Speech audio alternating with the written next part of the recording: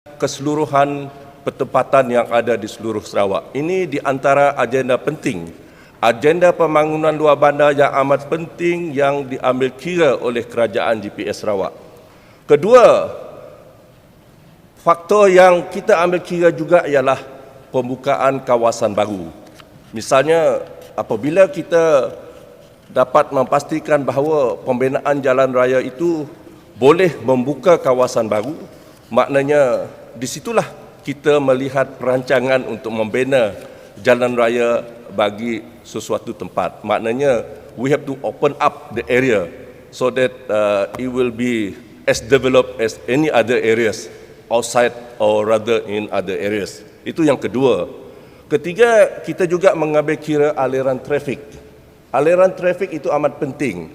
Jadi untuk memastikan pengguna jalan raya itu dapat memandu dengan selesa dalam jangka masa yang ditetapkan, tidak stuck in the traffic jam, maka kita mengambil kira jalan raya yang dibina pasti boleh membolehkan pengguna jalan raya itu memandu dengan selesa, dengan selamat dan dalam masa yang singkat. Tidak berlaku sebarang traffic jam. Ini yang kita ambil kira. Jadi inilah di antara faktor penting yang diambil kira apabila kita membina jalan raya di Sarawak, Datuk Ahmad Speaker. Terima kasih.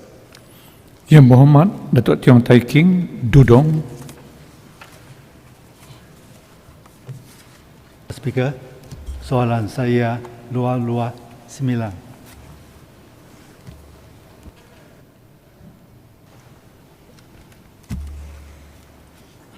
Thank you, Datuk Ahmad Speaker.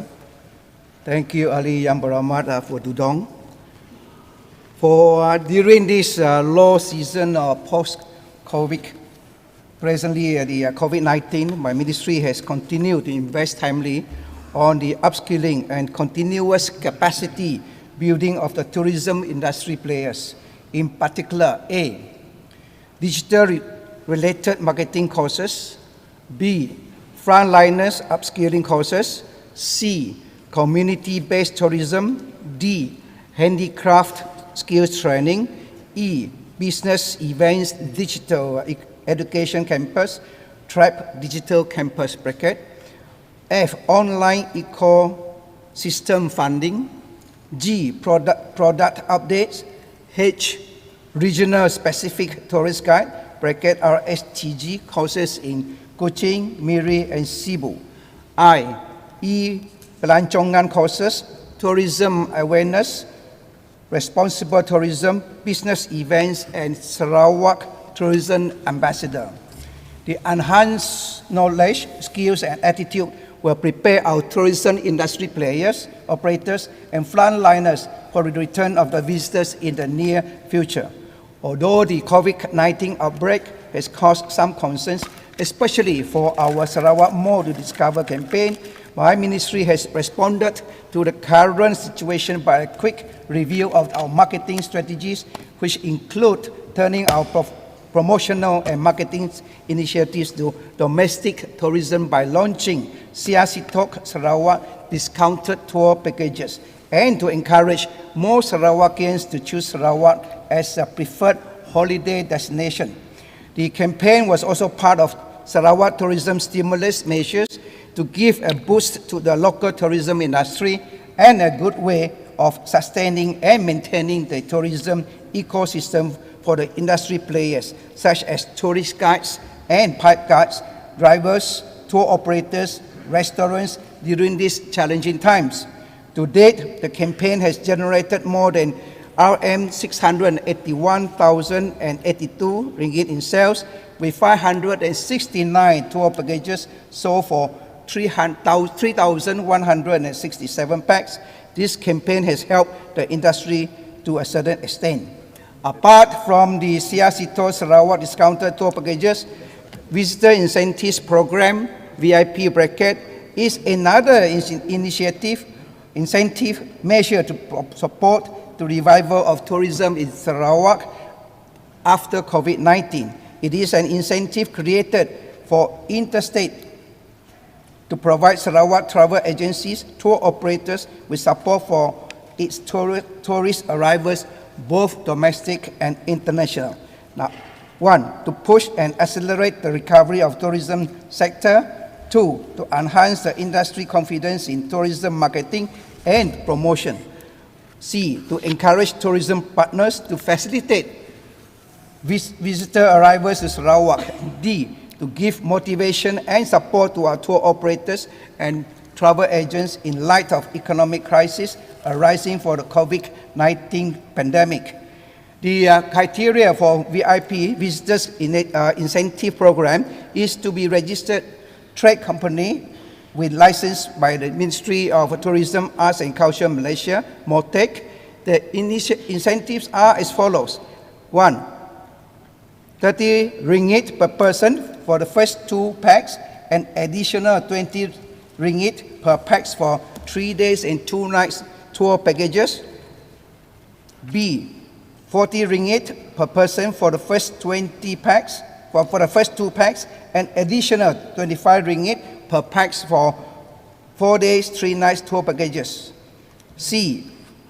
50 ringgit per person for the first 2 packs and additional 30 ringgit per pax for 5 days, 4 nights tour packages. With the new norms globally and reopening of domestic tourism, my ministry has regularly worked out with the Sarawak State Disaster Management Committee, SDMC, on the necessary standard operating procedures, SOP, for the gradual opening of the tourism industry. Some of the SOPs relevant to the tourism industry include SOPs for tour companies, tourist guides, homestays, hotels, museums, national parks, theme parks, creative industry production, official government and private function, like live events, music, dance, theatre schools, photography studios, mines, and health tourism. This is to ensure that my ministry plays the role of gaining tourist confidence to travel to Sarawak in safety during this period. Thank you.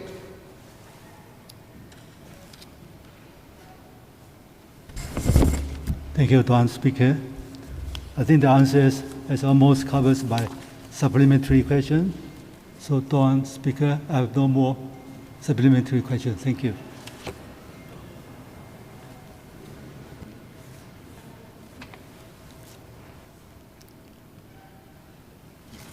Yang berhormat Datuk Ding Kong Hing, Meradong. Thank you, Tata Mas Speaker. My question is 230.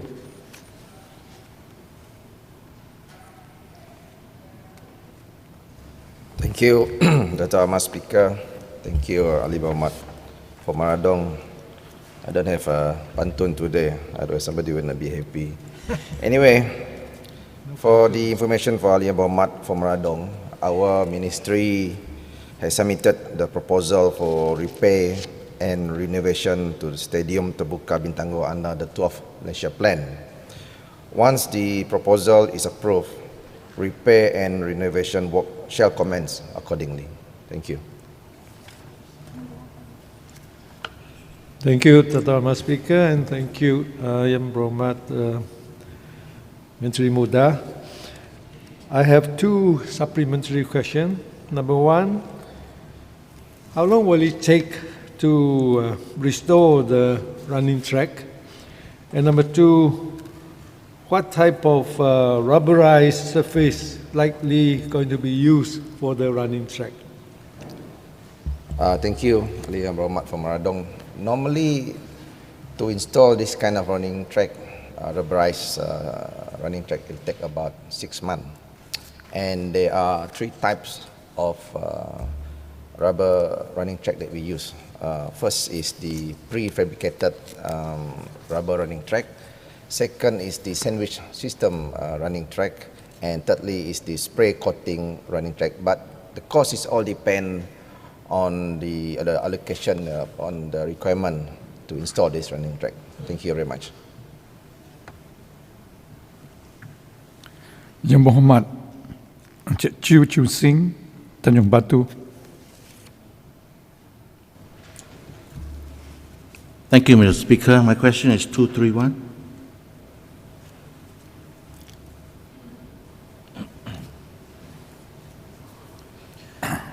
Thank you, Tuan Mas Speaker. Thank you for Ali Muhammad for Tanjung Batu. For the information of Ali Muhammad for Tanjung Batu, Laku Management Siam Berhad or Laku is the operator of Asyakirin Reservoir.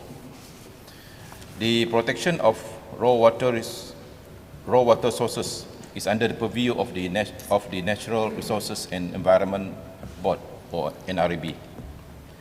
So far, there are no reports and complaints received by Laku and NREB on any raw water contamination at the Asyakirin Reservoir.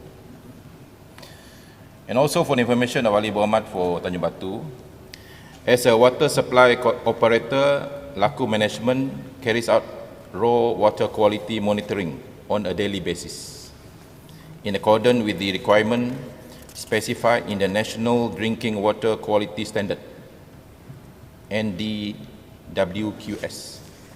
issued by the Ministry of Health Malaysia. At the same time, NREB also carries out raw water quality monitoring on a quarterly basis. To date, there has been no violation of the raw water quality parameters at this reservoir. To ensure that the treated water quality complies with NDWQS and safe for human consumption, Laku Management has in place the following measures. 1. Carrying out in-house monitoring of water quality from the raw water extraction point up to the water treatment plant outlet at more frequent interval and at every stage of the water treatment process, as well as at the distribution system and consumers interface. 2.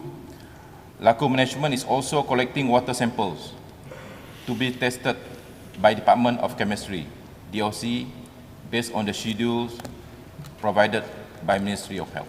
Thank you, Mohammed. Thank you very much, Mr. Speaker. Thank you very much, Assistant Minister, Honourable Assistant Minister.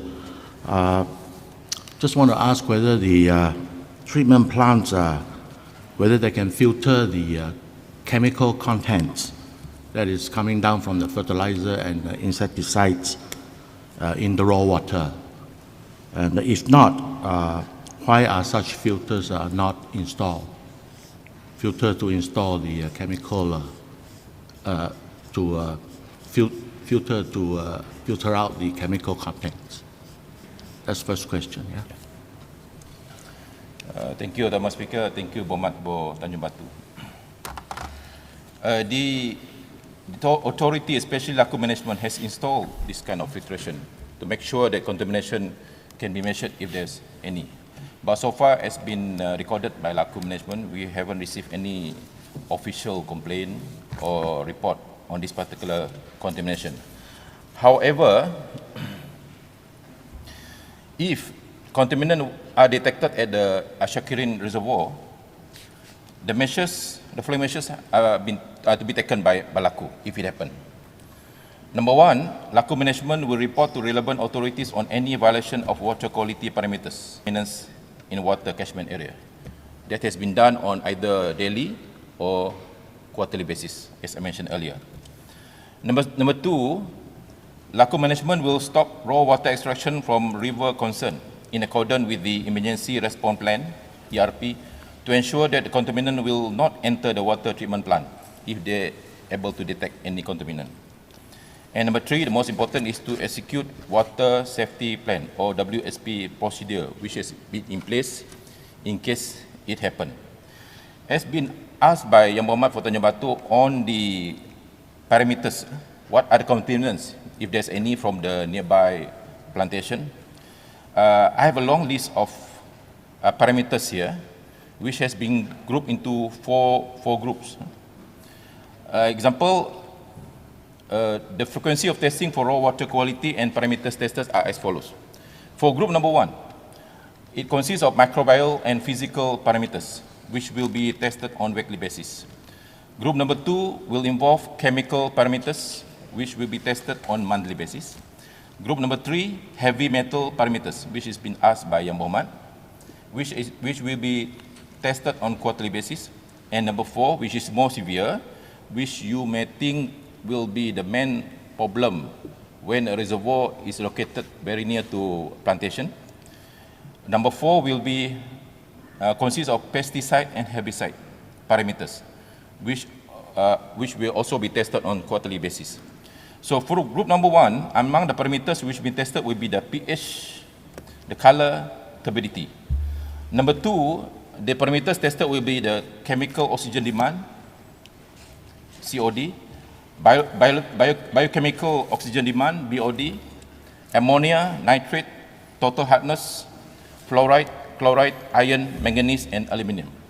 These are the trace elements which will be tested in the parameters for the group 2 component. For group 3, the parameters tested will be arsenic, mercury, cadmium, lead, chromium, silver, copper, zinc, magnesium, sodium, selenium, and sulfate. These are the heavy metals. And group 4 will be the content of all the pesticide and chemicide. They are in chemical terms, biochemistry terms. So if I were to read, it become a scientific jargon. Example, methoxychlor, alpha-chlordane, gamma-chlordane, adrene-chlordane, and so forth. But anyway, these are the parameters which has been put in place at Siaran Reservoir, which has been monitored closely by Laku Management. And I can assure Yang Mohamad from Tanjung Batu that Siaran Reservoir is currently very safe. And water for consumption for the people around the area, especially Bintulu, including your area, is safe. Thank you.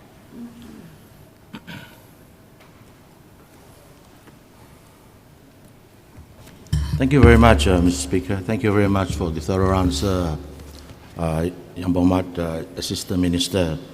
Yeah. In other words, the filter of the water plant, of the water treatment plant in Siaran Reservoir, there, you cannot filter the chemical contents, but then you have precautions before that to make sure that no chemical actually is tested and go into the plant. Yeah.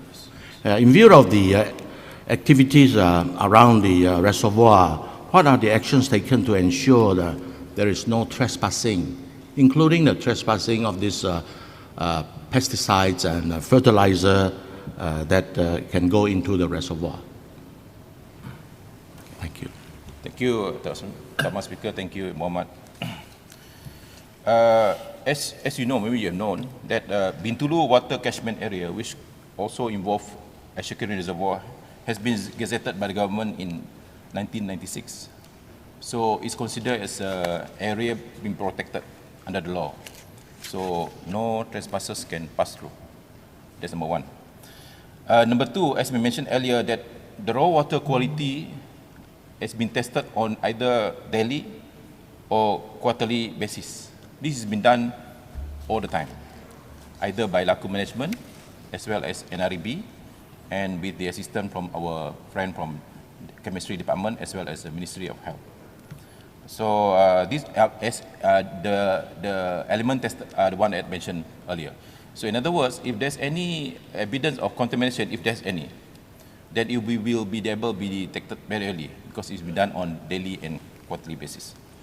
And number 3, the most important one is Laku Management also provide 24 hours security at the dam. So if you were to go to Siaran Reservoir, as well as the nearby, at the Kelalong Dam especially, nearby, there's a dam called Kelalong Dam, you can see our security officers are always there 24 hours. So this ensure the security of the place. Thank you, Mohamad. Terima kasih kepada Mohamad Speaker. Yang Mohamad, question time is up.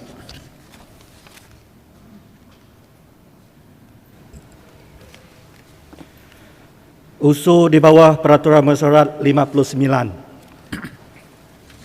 Yang Mohamad, I had received a motion dated 12 November 2020, under Standing Order 59, from the Honourable Minister for Tourism, Arts and Culture, Minister for Youth and Sports, and Honourable Member for Asajaya. I shall call upon the Honourable Minister to read out his motion.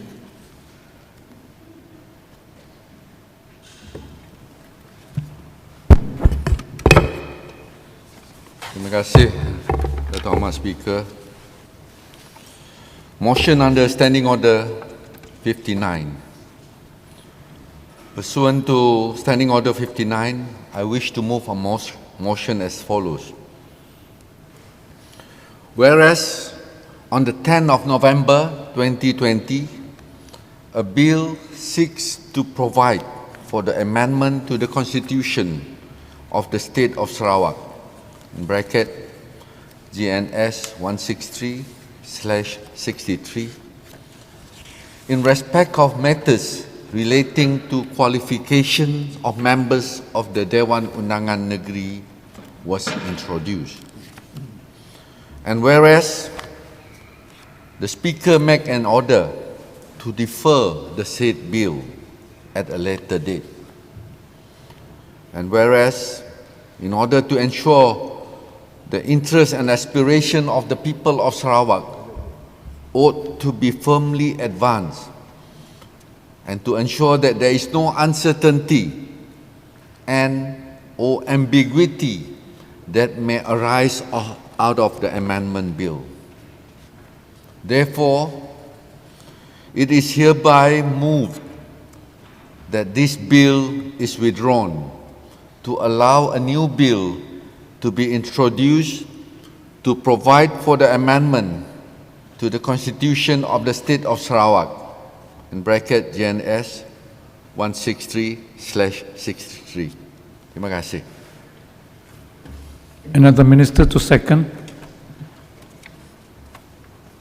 Drama, I beg to second.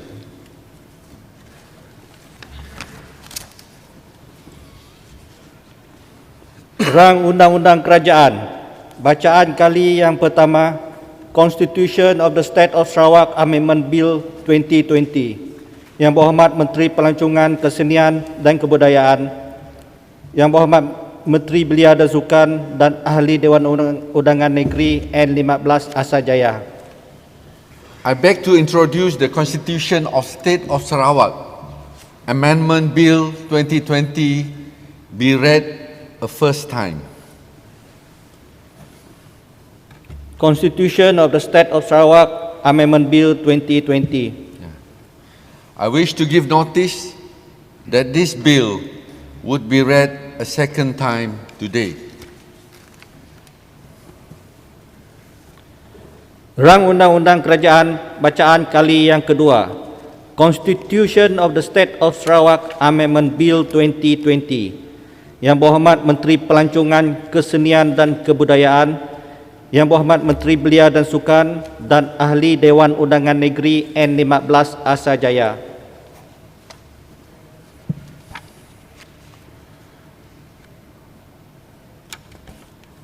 Dato' Ahmad Speaker, I beg to move that the Constitution of State of Sarawak Amendment Bill 2020 to be read a second time. Dato' Ahmad Speaker, I beg to move a bill entitled An Ordinance to Amend the State Constitution of Sarawak in respect of matters relating to the qualifications for membership of this august House. Dato' Ahmad Speaker, the amendment to the State Constitution relates to A, the qualifying age for membership of this august House, and B, the expression, inverted comma, resident in the state, close inverted comma. Article 16 of the State Constitution currently stipulates that a citizen over the age of 21 and resident in the state is eligible to seek election to this august House. Dato' Ahmad Speaker, the bill intends to lower the age of person qualified for election to this august House from 21 to 18. This is to align our state constitution with the amended Article 47 in bracket B and Article 119 bracket 1 bracket A of the Federal Constitution, which reduced the qualifying age for the election to the Dewan Rakyat and to be an elector or voter from 21 to 18. Article 16 of the State Constitution complies the mandatory provision in Section 5 of the 8th Schedule of the Federal Constitution, which set out the qualification of members of a state legislative assembly. Under Article 16 of the State Constitution, one of the qualifications for election to this august House, that is, that the citizen must be, inverted comma, resident in the state, close inverted comma, in addition to having reached the qualifying age. Dato' Amar Speaker, however, the expression resident in the state is not defined either in the 8th Schedule or in the state constitution. But the term, inverted comma, residence, close inverted comma, and inverted comma, resident, one with a CE and the other one with a T, had been defined by our courts to mean anyone who is living in a particular place, inverted comma, with some degree of certainty apart from accidental or temporary absences, close inverted comma. The state government is concerned that based on the judicial interpretation, any non-Sarawakian from other states in the Federation who is residing in the state by reason of having work permits or serving in the federal public service or in the police or armed forces would be qualified to stand in the state election. It would enable politicians from other states to come and stay temporarily in the state to claim that there are residents in the state. It has happened in other states. We do not want it to happen in Sarawak. Dato' Amar Speaker, and when it happens in most of the other states, it is always involving members from DAP. Dato' Amar Speaker, the state government does not want people from outside Sarawak to meddle in our affairs and play any role in determining the destiny of our state. The state government's Sarawak First policy is to ensure that Sarawak interests must be safeguarded by Sarawakians. And outsiders should not come with their brand of politics that would destabilize our state and affect the harmony and unity of our people.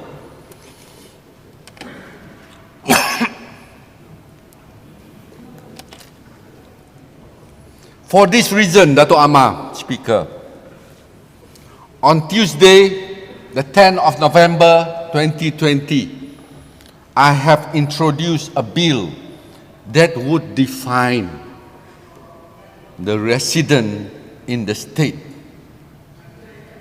to prevent potential infiltration by non-Sarawakians and those who are not living permanently in Sarawak from seeking election to this august House and claim to be representing the people of Sarawak.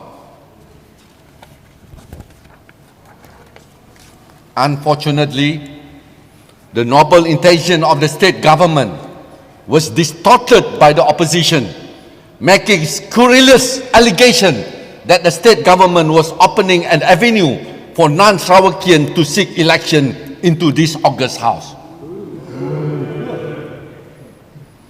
The opposition sought to create a wrong perception of the true intent of the bill and gave a misleading interpretation of the relevant provisions of the Immigration Act, which mandated the state government to have the exclusive control of entry into and residence in the state.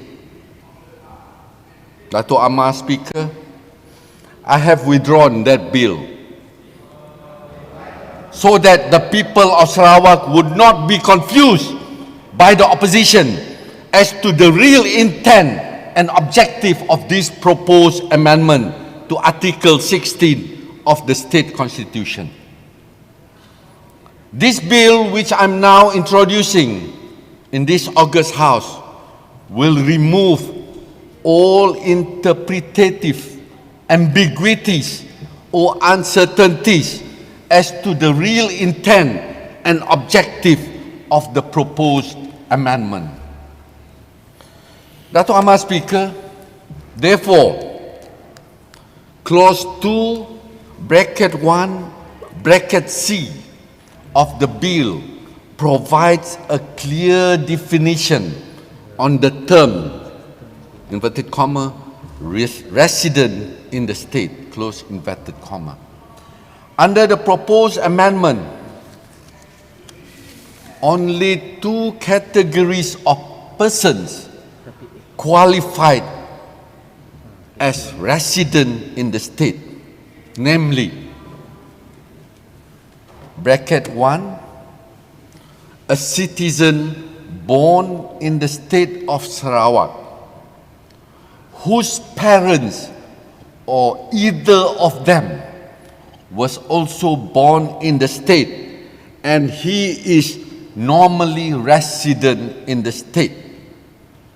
Or, bracket 2, a citizen, though not born in the state, whose parents or either of them was born in the state and he is normally resident in the state.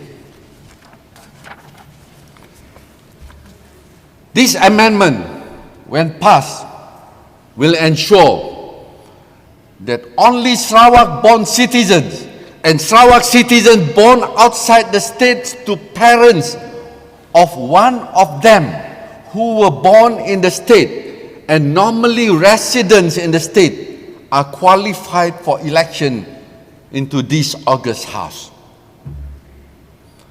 People with no Sarawak connection, either by birth or the birth of their parents, are not normally resident in Sarawak and not normally resident in Sarawak will be disqualified.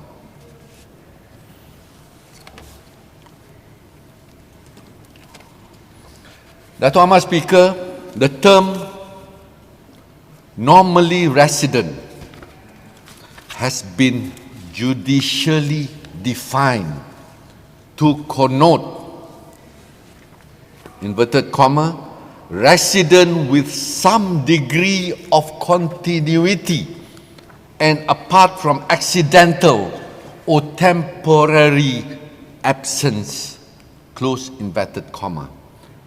That degree of continuity should be demonstrated, for instance, by having a house, having a family in Sarawak, or a place of work in the state. Therefore, Dato' Amar, Speaker, a Sarawak-born person would not be qualified to stand for election after this amendment if he is already a resident outside the state or permanently resident outside the state or in a foreign country, like having a permanent resident of Australia.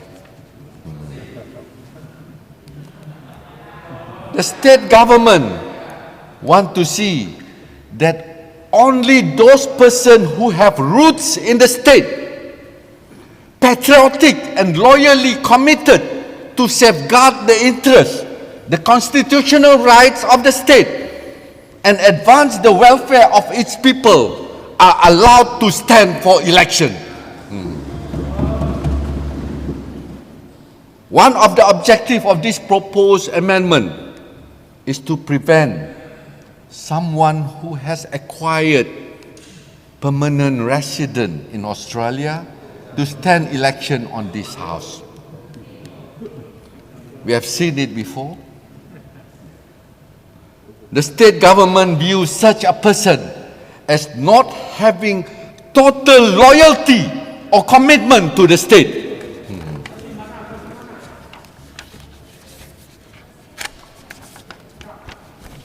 Dato' Amar Speaker, the introduction of this bill is a manifestation that the GPS state government always put the interests of Sarawakian first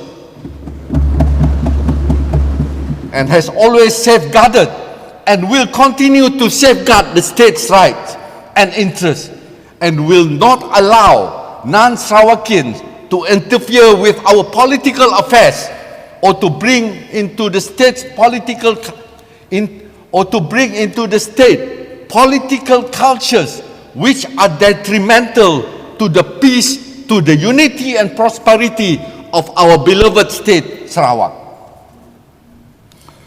Dato' Amar Speaker, thus, to summarize, this bill seeks to provide for the amendment to the Constitution of the State of Sarawak in respect of matters relating to the qualification of person to be elected as an elected member of the Dewan Undangan Negeri in respect of bracket A, age qualification from 21 years to 18 years in tandem with the amendment to Section 5 of the age schedule to the Federal Constitution. This amendment is significant to ensure the provision of the state constitution is consistent with the provision of the Federal Constitution. And, bracket B, the words, inverted comma, resident in the state, inverted comma, close inverted comma, after Article 16 of the Constitution of the State of Sarawak needs to be defined and clarified, as the current provision is not clear as to the meaning of the words resident in the state. Dato' Amar Speaker, on this note, I beg to move. Another minister to second. Dato' Amar Speaker, I beg to second.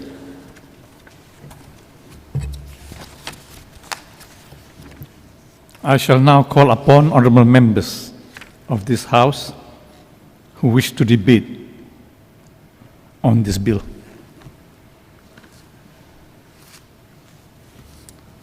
And before you speak, honourable member for Baklalan, I impose 15-minute limit for each member to debate.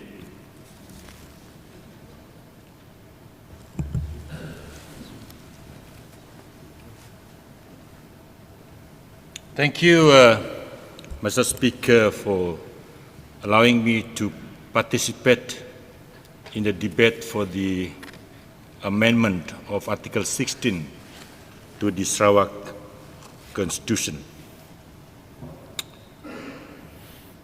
The opposition, I speak on behalf of the opposition, DAP and PSB this morning, referring to the first part of the proposed amendment, Mr. Speaker, we have no objection in lowering the age limit from 21 to 18 years old to be eligible as a member of this august House. But we raise concern, Mr. Speaker, with the second part of the bill, which proposed to define quote, residents in the state, unquote. It's very clear, Mr. Speaker, from the speech of the Minister this morning, that there is a very good intention for the government to make this phrase very clear, to ensure that only Sarawakians would be eligible to be a member of this August House. And we totally agree with that good intention, Mr. Speaker. We do agree with that. A very good intention. As we are all Sarawakians, and we desire that only Sarawakians are the best people that can take care of our affairs. But the concern, Mr. Speaker, is this as to the new proposed definition of that word resident in the state. It is still ambiguous, with due respect, Mr. Speaker. It's still ambiguous because we cannot define a person solely based on his or her birthplace and the birthplace of one or both of the parents, and vice versa. In the case of a child born outside Sarawak, like in Singapore or Sabah, or Australia, to one or both of the parents who are Sarawakians, by every definition, the child is therefore without doubt a natural Sarawakian by birth or by any other definition. On the other hand, Mr. Speaker, a child born in Sarawak to both parents who are also born in Sarawak but are Sabahans or Penangites or even Australian or even a British citizen who just happen to be in Sarawak during the childbirth and have not been naturalized as Sarawakians cannot be considered or accepted as Sarawakians as suggested by the definition prescribed under the current content of the proposed amendment bill. For example, for the child in one or both parents are born in Sarawak but remain to be Sabahan or Penangites or Australian and yet defined as Sarawakians and therefore eligible to be elected as DUN members, and from there on even as our Chief Minister, even as the TYT, and as well as even vote and stand for election as MP. Without clear description of definition beyond birthplace and normal place of residence, Mr. Speaker, the same person can vote and technically be eligible to be a member of this August House, and at the same time be eligible to be a member of the other legislative assembly of the other state. Now, Mr. Speaker, I can give you a very clear example. A well-known writer called Claire Brown. She was born in Sarawak. She was born in Sarawak. Yes, born in Sarawak. Now, if she has a child born in Sarawak, reside in Sarawak, by virtue of that birth in Sarawak, Mr. Speaker, definitely the child of Claire Brown cannot be eligible to be a member of this August House. On the same token, Mr. Speaker, now this is not a laughing matter, Mr. Speaker. It is not. A West Malaysian, now we don't need to be so short-sighted, Mr. Speaker. West Malaysian who works here, give birth to a child in Sarawak. The child is not a Sarawakian. Assuming the child stays in Sarawak, resides in Sarawak, got married to a West Malaysian or a Penangites, resides in Sarawak, and give birth to a child in Sarawak. By virtue of the fact that the father, although born in Sarawak, to a West Malaysian parents, cannot give that legitimacy to the child of this child to be eligible to stand in this August House. That's the effect of this whole definition, Mr. Speaker.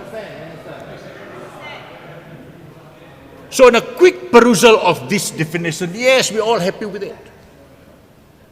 But then, you look further than just the beneficiary served, it does not help us to really airtight this intention that we have, that only a Sarawakian should be eligible to sit in this August House. Because of that, Mr. Speaker, I have discussed with my colleague on this side of the bench. We do raise this concern with the present draft as it is. We are afraid, with the greatest respect, Mr. Speaker, that we cannot support the second part of the amendment bill proposed this morning. That's it, Mr. Speaker. Thank you, Mr. Speaker.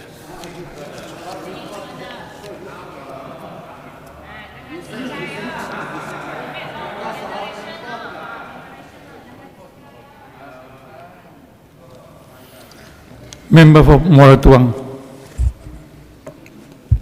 Thank you very much, Tuan Speaker. Sir, I would like to participate in this debate for the bill, which has just been moved by our learned minister, member from Asajaya, honorable member from Asajaya. Now, this constitutional amendment is very timely. I do agree with the 18 years minimum. That is very pertinent and in consonant with the federal constitution now. Now, our youth actually very rich in ideas, very dynamic, because I live in, well, I now live in a place like Moratuang where you have clusters of universities and colleges and institutions of higher learning. And I do interact with them very regularly on a daily basis, actually. They are this young generation of people, Sarawakians, who have visions, and this is the right time for them to really be involved in politics. But they need to be guided, actually. They need to be guided. And it is good that we have this government, the GPS government, which is very concerned about guiding the young, yeah, with good visions, and guiding the young to be ethical and of good character from the start if they want to be in politics. That's why this constitution amendment, which is that part, the second limb, which we are talking about, section 16, the word resident, definition of it, is very pertinent too, because we need to have only those who are really, really true blue Sarawakian to be part of this, if they are elected, of course, to be part of this August House. And it is on this score that I think I would like to congratulate the present state government, the GPS, and it's going to be the government for many, many years to come, yeah, that they have come up with this bill. Well, as pointed out by the learned minister, and also by our learned friend, who had left the opposition, our learned Yang Berhormat for Perdenganan. I think if we study the speeches and the two speeches today and our learned Perdenganan's speech yesterday, and take it together, I would like to say this to the opposition. It's game over for you. It's game over for you to twist words around. As our Yang Berhormat, formerly the minister in the cabinet, who is now in the opposition, you used to say this last time. You quoted Abraham Lincoln. You can fool all the people some of the time, and some of the people all the time, but you cannot fool all the people all the time. I've quoted you this word of quotes from Abraham Lincoln, which you often quote, Yang Berhormat Bawang Asang, through the chair I'm addressing, that now that you're in the opposition, I hope you believe in this quote of Abraham Lincoln. It's not easy to cheat people of Sarawak lah. That's what learned member for Pending used to, she said that in her speech, when debating the bill on the COVID supply, whatever, the day before. It's not easy to cheat the people of Sarawak. That's what she said. And exactly, I want her to eat her own words this time when debating the withdrawn bill the day before. That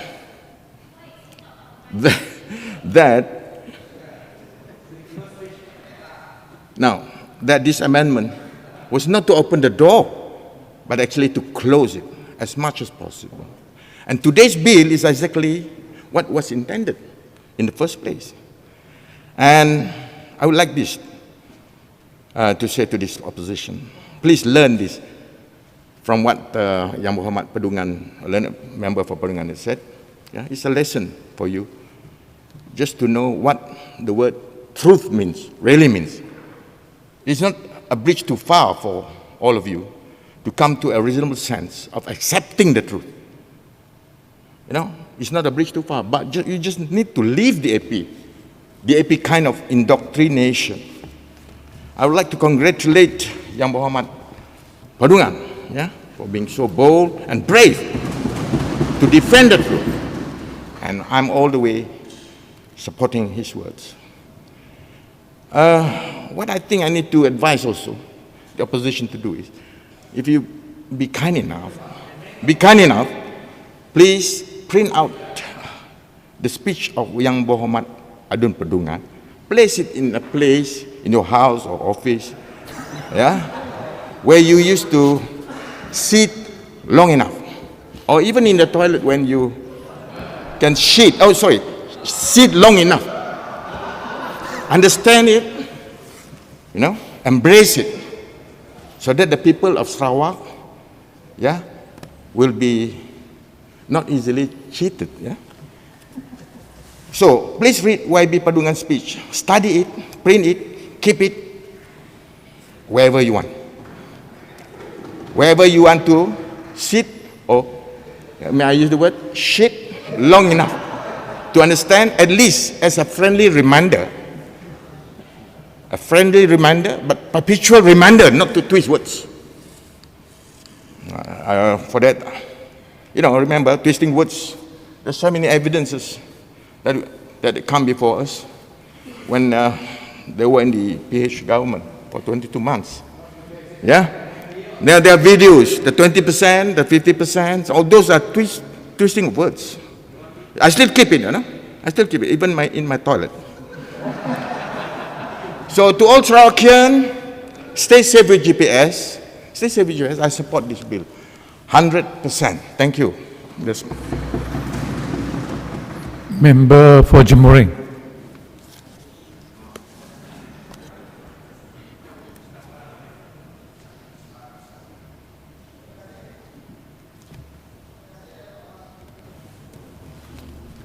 Assalamualaikum warahmatullahi wabarakatuh.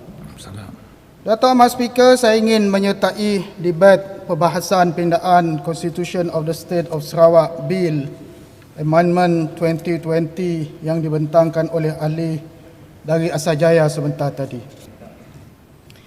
Tuan Speaker, saya ingin mengucapkan tahniah kepada Tuan Speaker yang bijaksana dan pihak kerajaan yang berjiwa besar yang telah menggunakan kebijaksanaannya menangguh perbahasan ke hari ini bagi memastikan pindaan ini benar-benar menepati kehendak Sarawak First, mengutamakan Sarawak, into Sarawak, jaga kepentingan Sarawak. Saya juga ingin ucapkan tahniah kepada pihak pembangkang. Kita kena adil, tahniah kerajaan, tahniah pembangkang. Terutama pihak parti DAP dan PSB yang pada 2 hari lepas, iaitu pada 10 November 20 ini akan bekerjasama dan dengan istilah lain akan berkahwin. Tahniah, kerana akhirnya dua pihak yang sebelum ini nampaknya bermusuhan tapi rupanya bersatu secara terbuka di dalam bangunan Dewan yang mulia, dan tahniah. Datuk Amat Speaker, akhirnya pada hari ini kita dihidangkan dengan tafsiran yang paling tepat dan jelas bagi maksud resident in the state dalam artikel 16 Perlembagaan Negeri Sarawak yang sebelum ini kabur dan bermasalah sebagaimana dijelaskan dalam pembentangan oleh ahli dari Asajaya tadi. Ramai rakyat Sarawak tidak sedar bahawa artikel 16 Perlembagaan Sarawak memberikan hak yang luas dan terbuka kepada mana-mana rakyat Malaysia dari Sabah atau Malaya untuk bertanding dalam pilihan raya negeri Sarawak dan seterusnya menjadi ahli Dewan yang mulia ini, dan kalau nasib dia lagi baik mungkin dia boleh jadi Ketua Menteri Sarawak ataupun Speaker Dewan Undangan Negeri Sarawak. Akhirnya pada hari ini, setelah bertahun-tahun artikel ini wujud dalam Perlembagaan Negeri Sarawak, atas inisiatif kerajaan GPS, pindaan dibuat bagi menutup segala pintu orang Sabah atau Melaya masuk menjadi ahli Dewan ini, dan ia tidak lama lagi. Datuk Amat Speaker, tafsiran yang dicadangkan ini menetapkan hanya anak Sarawak yang layak menjadi adun dalam Dewan yang mulia ini, dan orang selain Sarawak terhalang untuk bertanding dalam pilihan raya negeri. Inilah hasrat dan niat GPS yang amat jelas. Inilah sifat kerajaan GPS yang sentiasa mengutamakan Sarawak, sanggup melakukan apa sahaja bagi melindungi kepentingan rakyat Sarawak. Inilah niat sebenar pindaan ini, bukan seperti tuduhan jahat gabungan DAP PSB yang mendakwa tahu isi hati manusia. Belum sempat penerangan balas oleh ahli dari Asajaya, mereka telah melompat membuat kesimpulan. Kalaulah GPS mahu orang bukan Sarawak jadi adun Sarawak, buat apalah kerajaan GPS buat pindaan ini?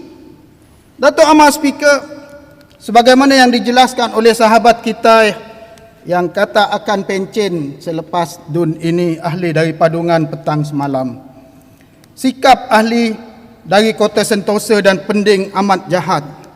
Putar belit, berkata tidak benar dan mengelirukan Dewan ini. Sikap orang macam ini tidak wajar dihormati, bahkan tidak layak jadi ahli yang berhormat. Cukuplah penjelasan dari Padungan semalam, saya pun tidak mahu cari gaduh dengan orang sebelah sana. Datuk Amat Speaker, GPS meletakkan slogan Sarawak First, utamakan Sarawak, into Sarawak. Tidak mungkin GPS akan khianat kepada negeri tercinta ini. Jauh sekali tidak mungkin GPS akan sell out negeri ini. Bahkan kami daripada GPS sanggup mati untuk negeri ini. Kerana itu, kita GPS berani berdiri sendiri sebagai parti anak Sarawak. Bukan macam DAP, ibu pejabat parti masih di Melaya. Malukah untuk bertuankan orang Sarawak sendiri? Kalau betul anak Sarawak, buat parti Sarawak lah. Di samping kita mahu calon pilihan raya adalah anak Sarawak, kita juga perlu pastikan parti yang kita gunakan adalah parti Sarawak. Parti yang residennya di Sarawak, bukan residen di Melaya.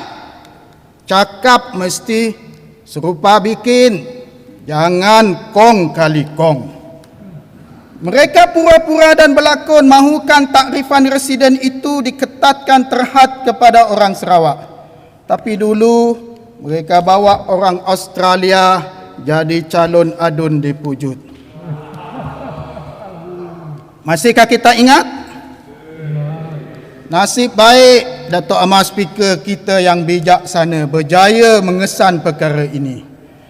Dan kita ucap terima kasih kepada ahli dari bawang asan yang bawa isu ini dalam Dewan yang mulia ini. Dulu ahli dari Kota Sentosa bergaduh dengan ahli dari bawang asan. Tapi untuk rekod, 2 hari lepas mereka berdua sudah jadi kawan rapat dan bergambar bersama. Thank God. Dato' Amar Speaker, GPS memperjuangkan autonomi Sarawak. GPS berusaha seboleh mungkin untuk menghalang orang luar daripada dapat keistimewaan yang eksklusif untuk orang Sarawak. Saya bagi contoh satu sahaja. Beramal jadi peguam ataupun lawyer. Tapi semalam saya baca juga akhbar dalam talian dayakdaily.com. Kita belum ada Melanau Daily. Dayak Daily banyak berita. Pada 10 November 2020, seorang peguam yang dikaitkan dengan parti DAP telah membela permohonan peguam-peguam dari Sabah yang mahu beramal di Sarawak. Inilah contoh hipokrasi yang jelas daripada mereka. Pura-pura ajak kebaikan, tapi mereka sendiri tak buat. They never practice what they preach. Dato' Amar Speaker, parti mereka bukan residen di Sarawak. Mereka pernah bawa calon bukan warga negara Sarawak. Mereka juga bela peguam luar yang mahu beramal di Sarawak. Apa lagi yang boleh kita sebut kalau bukan inilah hipokrasi DAP. Dato' Amar Speaker, kita harap dengan pindaan ini, kawan-kawan kita yang ibu pejabat parti mereka berada di Melaya tidak akan kena marah oleh Lim Guan Eng atau Lim Kit Siang. Kerana pindaan ini akan menghalang Lim Guan Eng daripada jadi calon di Kota Sentosa atau Pending. Kita tidak mahu kes orang asal Melaka menjadi ketua menteri di Penang hingga Penang jadi huru-hara berulang di Sarawak. Kita juga tidak mahu kes di Sabah berulang, di mana orang yang lahir di Penang menjadi bendahari di AP Sabah akhirnya menjadi adun lantikan dalam DUN Sabah. Dato' Amar Speaker, buat penutupnya, pindaan ini selari dengan semangat perjanjian Malaysia 1963 yang diperjuangkan oleh GPS. Pindaan ini meletakkan hak eksklusif kepada rakyat Sarawak berkaitan dengan pelbagai urusan negeri ini. Pindaan inilah yang akan memastikan hanya yang memiliki Sarawak Connection atau Sarawak DNA dapat masuk menjadi ahli Dewan yang mulia ini. Hanya mereka yang mempunyai kaitan darah dan roh dengan negeri Sarawak, yang lahir di sini, yang tinggal di sini secara lazimnya, yang pasti setia dengan negeri ini dan tahu keperluan-keperluan negeri ini, bukan orang lain. Pindaan ini juga pasti mengukuhkan lagi autonomi Sarawak dan memperkukuhkan semangat perjanjian Malaysia 1963. Tahniah kepada ahli dari Asajaya atas perbentangan yang terbaik. Tahniah kepada Dato' Amar Speaker. Tahniah kepada kerajaan GPS yang sentiasa mengutamakan Sarawak. Sarawak first. Dato' Amar Speaker, saya mohon menyokong pindaan ini. Terima kasih. Member for Kota Sentosa.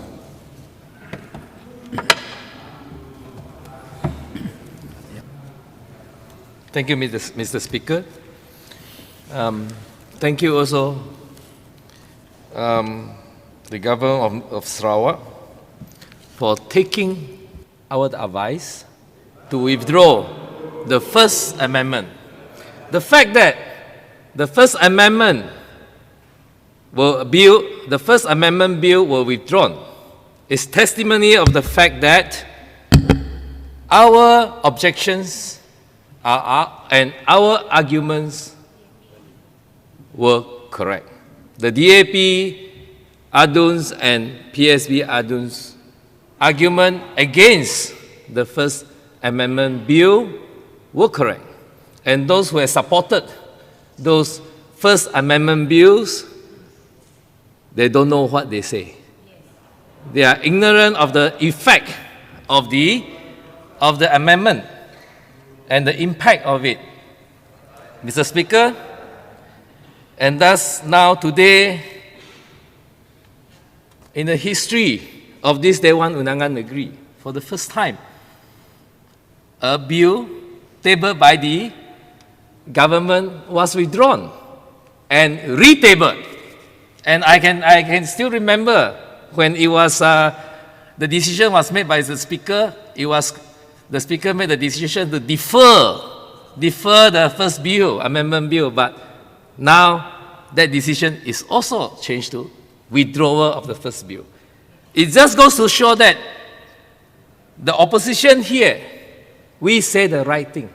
We object on the right ground, and that the government has to accept that, our objection to it. And Mr. Speaker,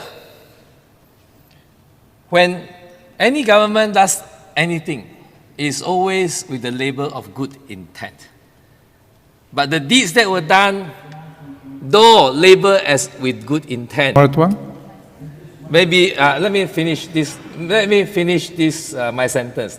Though labeled as good intent, may have a very evil or bad consequence. Yes, Maratuan, you want to seek clarification?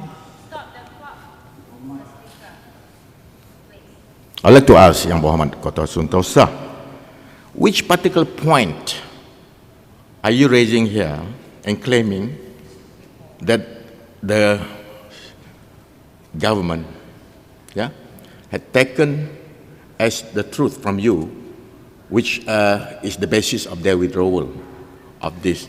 Which particular point in your speech or the opposition speech, which particular point? He is asking for the obvious. You are asking for the obvious. The fact that the whole of your first bill were withdrawn. It has never happened before.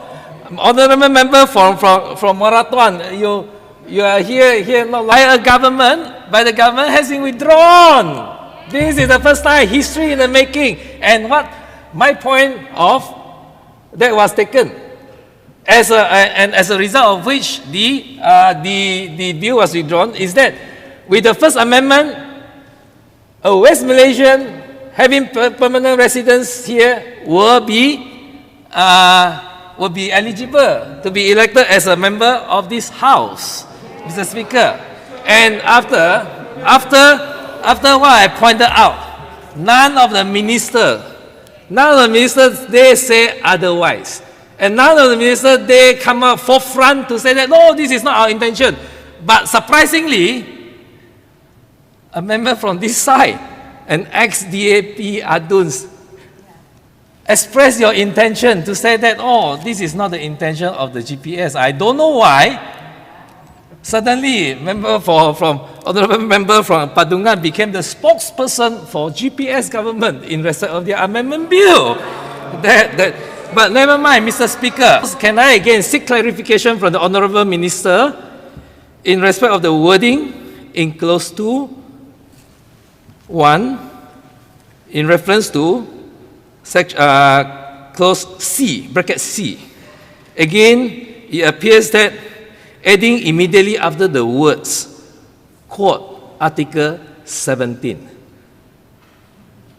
Is there another? Is it a mistake, or is this supposed to be Article 16? We are seeking an amendment to Article 16. Why is this words insert after Article 17?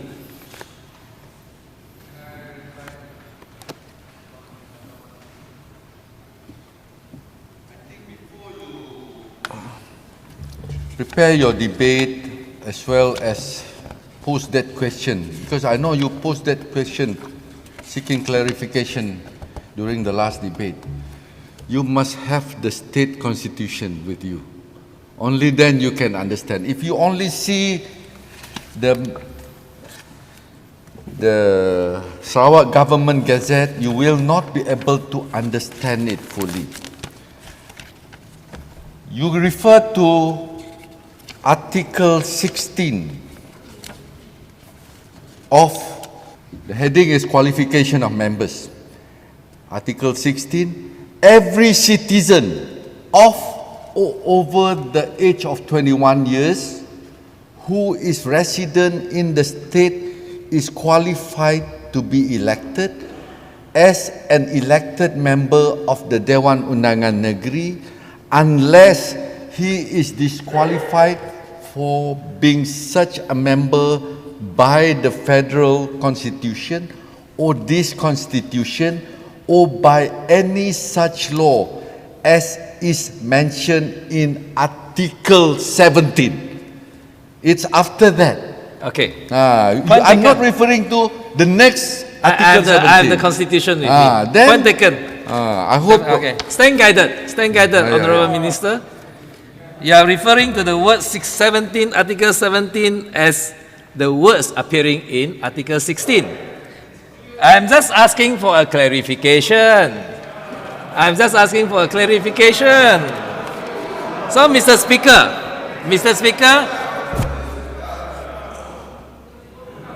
but even the minister was confused. When I first raised that, 2 days ago, he conceded.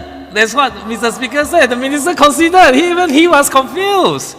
So it's okay. It's okay. I accept your clarification. Let me proceed. Let me proceed with my debate. Member for Kota Sentosa, was the Honourable Minister confused or you confused him? Either way, he is confused. And Mr. Speaker, you were confused as well. Mr. Speaker,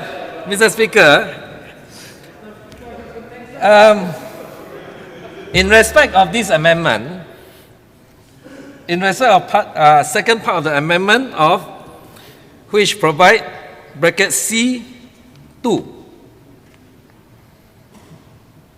for the purpose of an article, of this article, a resident in the state shall mean a citizen born in the state where, one, his parents or either of them was also born in the state.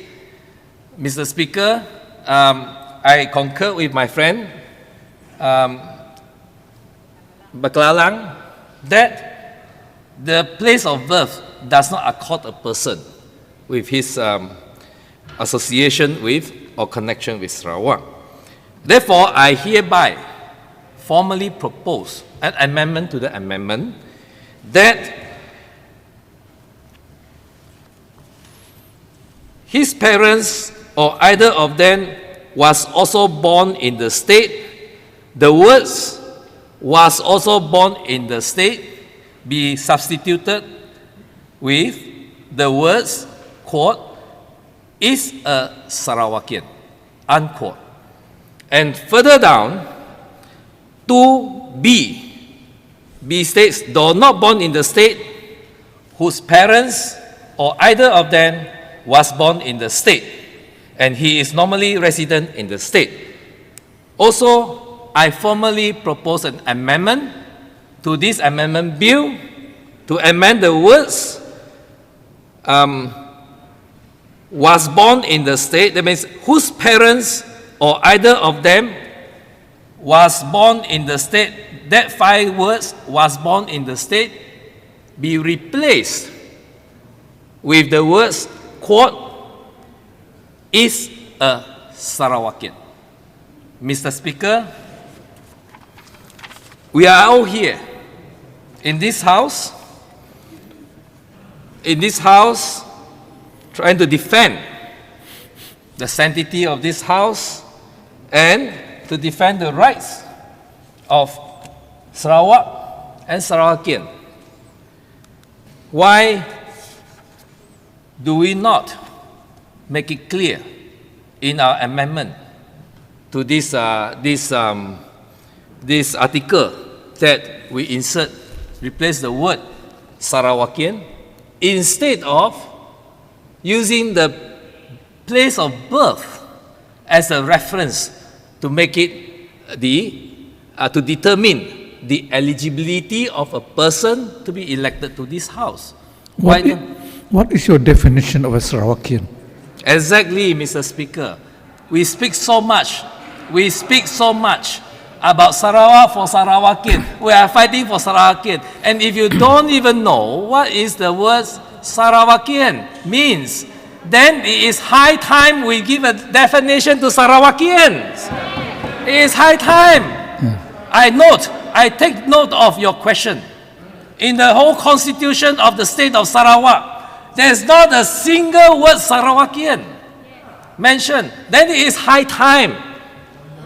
High time we ascribe a definition Sarawakian which is acceptable to all and to both sides of the house, to the people of Sarawak, to the Sarawakian. Otherwise, the word Sarawakians does not even appear in our constitution, and that side, GPS every day is shouting, "Oh, we fight for Sarawakian, Sarawakian." Fight for who?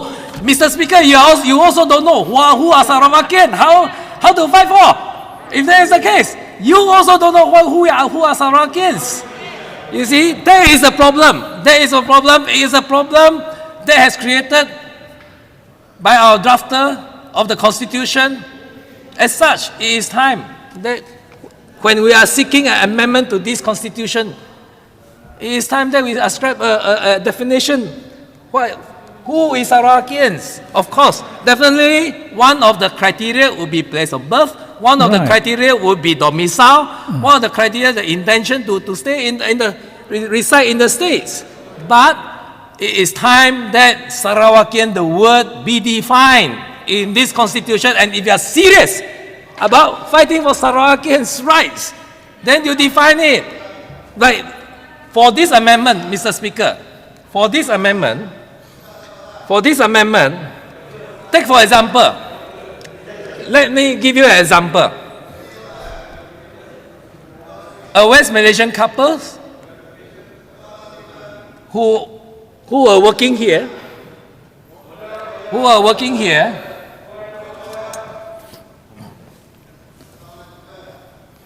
order? Clarification. You have no rights. Just now you mentioned that you don't know who is Sarawakian. Is it? No, not me. That's why during PHS, not me. It is the become speaker who doesn't know who is Sarawakian. PHS become a government. You didn't even fight for Sarawakian. You didn't fight for Sarawakian, and you didn't fulfill your promise about the SST. You didn't fulfill your promise about the so many of you here tax collector in Sarawak and loyalty. Not the time meeting, some even you are not Sarawakian. That's why. Some during the meeting, you even yourself don't know you are Sarawakian. This meeting had to be that's why you didn't fight for Sarawak. You didn't fulfill your promise. You are not serious about the 50% of tax collected, and then the 20% of royalty. Mr. Speaker, can you get that disturbance out of my way? Yes, it is out of my way now. Thank you, Mr. Speaker. But, Mr. Speaker, let me remind Ahmad Brohomat something that he has said before in Borneo Post online, dated 19 February 2020. This is what he said in respect of the existing Article 6. Here I read, quote, Aban Johari, ... Legislation is very clear. No need to amend Article 16 of Sarawak Constitution. That was what the Ahmad Brohomat was saying. In only this year, February 19, that the Article 16 is very clear. No need to amend. You want to have a copy of this? It is here. Yeah, it is very clear. No need to amend. Now, of course, we look at it. Now, the administration is saying that, it is unclear. Therefore, it needs amendment. But yes, we agree it is unclear, we need amendment. But let us do it properly. Let us do it properly to ensure that only Sarawakians are allowed to be elected in this house and not by way of origin. Member place for of Kota origin, Sentosa. place of birth. That was what the Chief Minister said then. We are talking about now. Yeah, of course. Before the amendment, Mr. Speaker, therefore, I don't bulldoze it like that. Let us have a consultative committee and let's sit down and discuss it properly and make sure that this amendment, once go through, it will defend the rights of all Sarawakians for generations to come, not leaving some loophole here and there. And at the end of the day, we still have to amend it further. That's all. With that observation, Mr. Speaker, You support I cannot support the. You don't support because it is unclear. Okay. It is unclear. Therefore, I cannot support the amendment.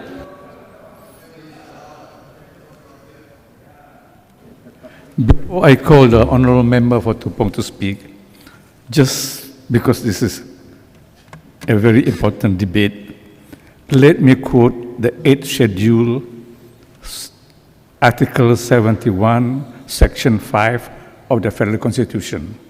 Quote, every citizen of or over the age of 21 years who is resident in the state is qualifying this, to clarify this. Because as it is, Sarawak is not safe. That is what it's all about. Okay. Tupong. Terima kasih.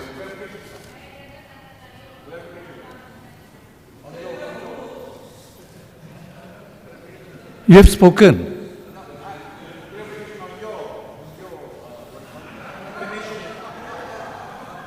Very important, sir. Yeah, what is it? Can I speak? Salah sendiri. Can I speak? Jaga sendiri. Can I speak? Please, salah tekan. Salah tekan. Ready? Okay. Mr. Speaker, sir, you quoted 71 just now. I'm seeking clarification. This schedule. Yeah, the 8th schedule. It is because of this, what we call incorporation of section 71 of 71 or 8th schedule is now, isn't it? Federal as well as 71 of the Immigration Act. Don't you agree that because Section of 5. Yeah, because of the incorporation of that, which was referred to in Section 71 of the Immigration Act, there came the anomaly and ambiguity. That's why it's withdrawn. The anomaly and ambiguity is because if we incorporate that Immigration Act, our Constitution is subservient to the Act. Agree. Any amendment to the Act will put our Constitution in a limbo. That is the anomaly why it was withdrawn. Is it that not, sir? Is that the case, sir? The state Can we ask the state to verify that later? Please. The state constitution is sacred. This legislative assembly is the highest in Sarawak. Therefore, the constitution cannot be subordinated to a federal act.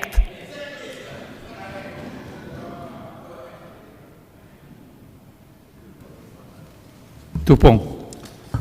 Terima kasih, Yang Mohd Datuk Ahmad Speaker, for giving me this opportunity. Saya rasa terpanggil untuk berbahas tentang amendment bill to our Sarawak Constitution. Pada hari Selasa yang lepas, kita lihat Yang Berhormat daripada Kota Sentosa dan Bawang Asal bukan main lagi membahaskan bil ini. Bak kata orang Sarawak, bagian nak runtuh, berabung waktunya. Tetapi pada hari ini, a bit toned down. I will get back to that after my first point. Pertamanya, I would like to congratulate the state government for introducing this bill, especially to ensure that the age of 18 will be able to vote. And I fully support that, and it is an essential provision as it is required under the federal constitution. If we look at the recent election battle in America, Biden versus Trump, they've seen a surge of increase in voters' turnout. The reason behind it, youth. A recent analysis in The Guardian suggests that there's an increase of a whopping 70% in youth voter turnout. From this, we can expect that our youth are becoming more aware of the political climate nowadays. Who are we to stifle this? Kami nak nangga satu hari kelak anak Sarawak masuk ke dalam Dewan tu di hari kelak. Munsik kita yang ngulu dolok, siapa lagi? GPS lah yang patut ngulu dolok barang tu. Now, the resident issue. The current provision reads as follows. Qualification of members, Section 16, every citizen of or over the age of 21 years who is resident in the state is qualified to be elected and elected as an elected member of the Dewan Undangan Negeri unless he is disqualified for being such, blah, blah, blah, as mentioned in Article 17. Honourable members, if we look closely on the existing provision in our state constitution, it's already wide open for anyone to contest. For the lack of better word, any Tom, Dick and Harry can go into this Dewan. I need to make this point very clear because a few days ago, members from Kota Sentosa and Bawang Asan have misled this House and the people by saying that the intention of this bill is to open up the door to non-Sarawakian, Sabahan and Labuan to come to Sarawak and sit as a member of the representatives of this House. That is their argument.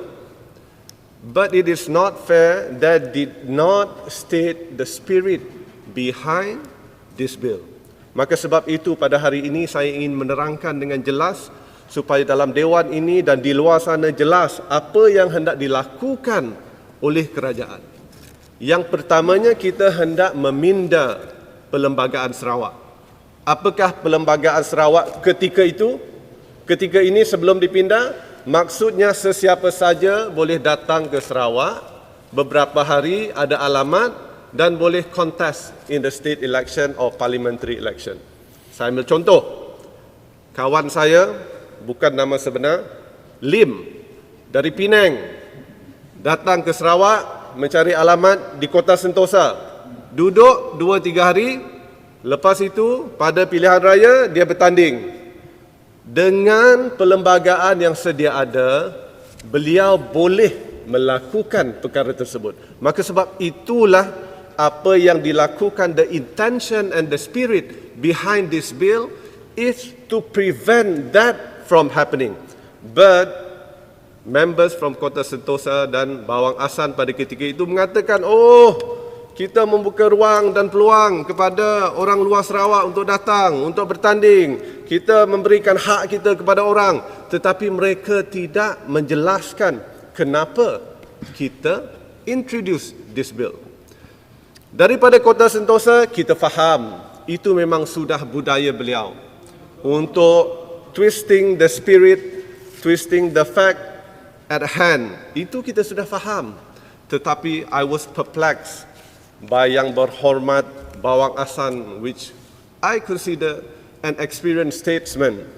Beliau juga bunyi nak rubuh rabung mengatakan bahawa kita akan menjual hak ini kepada orang lain. Tetapi kita tidak boleh salahkan beliau. Beliau duduk sebelah Kota Sentosa. Bad culture rubs on very quickly. Macam COVID juga. Jadi, janganlah kita salahkan beliau. Duduk sebelah-sebelah walaupun ada ni, but it rubs on very quickly. So, kita faham beliau perlu melakukan perkara itu. Jadi, Yang Berhormat Dato' Ahmad Speaker, benda ini penting kerana ianya melibatkan Sarawak Constitution. Dan Yang Berhormat Kota Sentosa pada hari Selasa bunyi nak rubuh rabung mengatakan kita akan menjual hak kita dan sebagainya. Tetapi hari ini baru sebentar tadi beliau admit bahawa the government intention, this bill is a good intention from the government to improve. So we have to really discuss, we have to really debate. Baru sahaja beliau mengakui bahawa the intention of the bill is good. Itulah saya pelik dengan Kota Sentosa ini. Jadi bukan sahaja itu, sebelum ini beliau mencadang-cadangkan kita akan menjual Sarawak tetapi saya bukan seorang peguam, beliau seorang peguam. Adakah beliau tidak membaca Sarawak Constitution ataupun adakah tidak membaca keseluruhannya? Sebab ini adalah seperti yang berhormat Dato' Ahmad Speaker mengatakan tadi, adalah penting berkenaan dengan Sarawak Constitution. Ianya tidak boleh dipolitikkan, ianya tidak boleh digunakan sebagai modal politik untuk create sentiment, untuk memastikan penyokong-penyokong berada di belakang beliau. This is about our beloved state. This is about our beloved people, the people of Sarawak. We want to protect the people of Sarawak. This is what we should be doing. We should be talking about how to improve it, not singing to the gallery to gather support. That is why saya begitu kecewa sekali dengan apa yang telah berlaku beberapa hari yang lepas. Sudah balik bincang apa yang dia bincang tadi, makan kuih tiaw kali. Jadi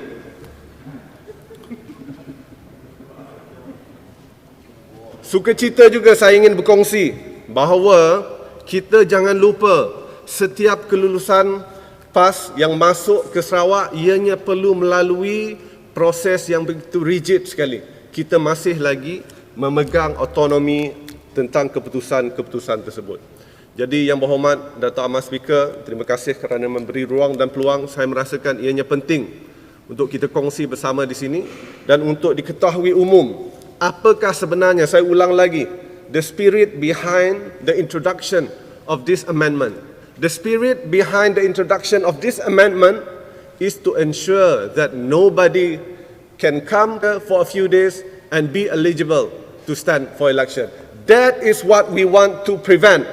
So today we are discussing on how best to achieve that. Jangan degan dan mendakwa bahawa ada perbincangan di belakang tabir. Saya pun risau juga tadi sebab kita lihat sebelum ini ahli yang berhormat daripada parti DAP yang berasal daripada Penang boleh stand election di Sabah. I wonder, ini bukan satu kenyataan, I wonder, mungkin PSB dan DAP sudah menerima duit daripada DAP pusat untuk memastikan jangan dipas bil ini supaya orang mereka boleh bertanding di sini. That I wonder. It's not a statement, I wonder. Jadi dengan itu, Yang Berhormat Dato' Ahmad Speaker, saya mohon menyokong. Member for Lambir.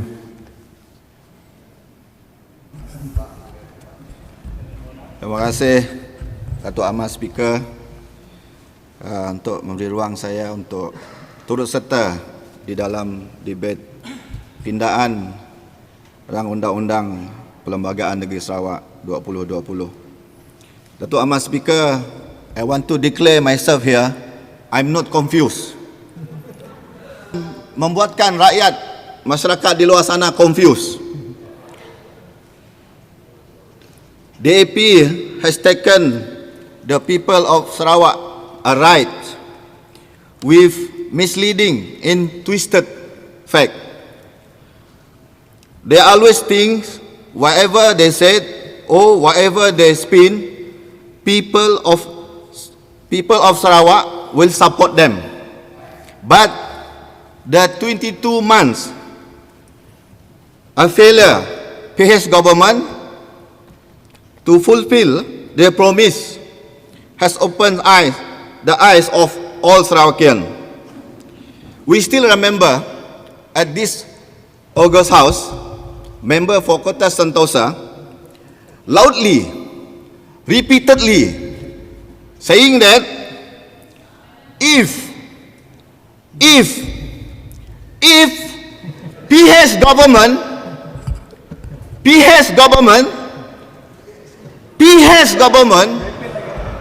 won the election 2018, Pending, you listen. Maybe you forgot it. You listen. 20% of oil royalty will be given to Sarawak. Number two, 50% tax collected in Sarawak will be returned it to Sarawak. No need to beg. No need to beg. No need to beg. Even the government of Sarawak on that day is Barisan Nasional, or now GPS. No need to beg like a beggars or ask for a mercy. Ya, Muara Tuang. Ali Muhammad, you confined to... Ya. Datuk Ahmad Speaker, what I would like to mention here is the integrity, the credibility of DAP, a member for Kota Sentosa, and Pending, when they twisted the fact and mislead the people of Sarawak about this amendment. They glaringly posted on social media and published it on the newspapers about GPS government sell out the right of Sarawakian, which that this is really misleading.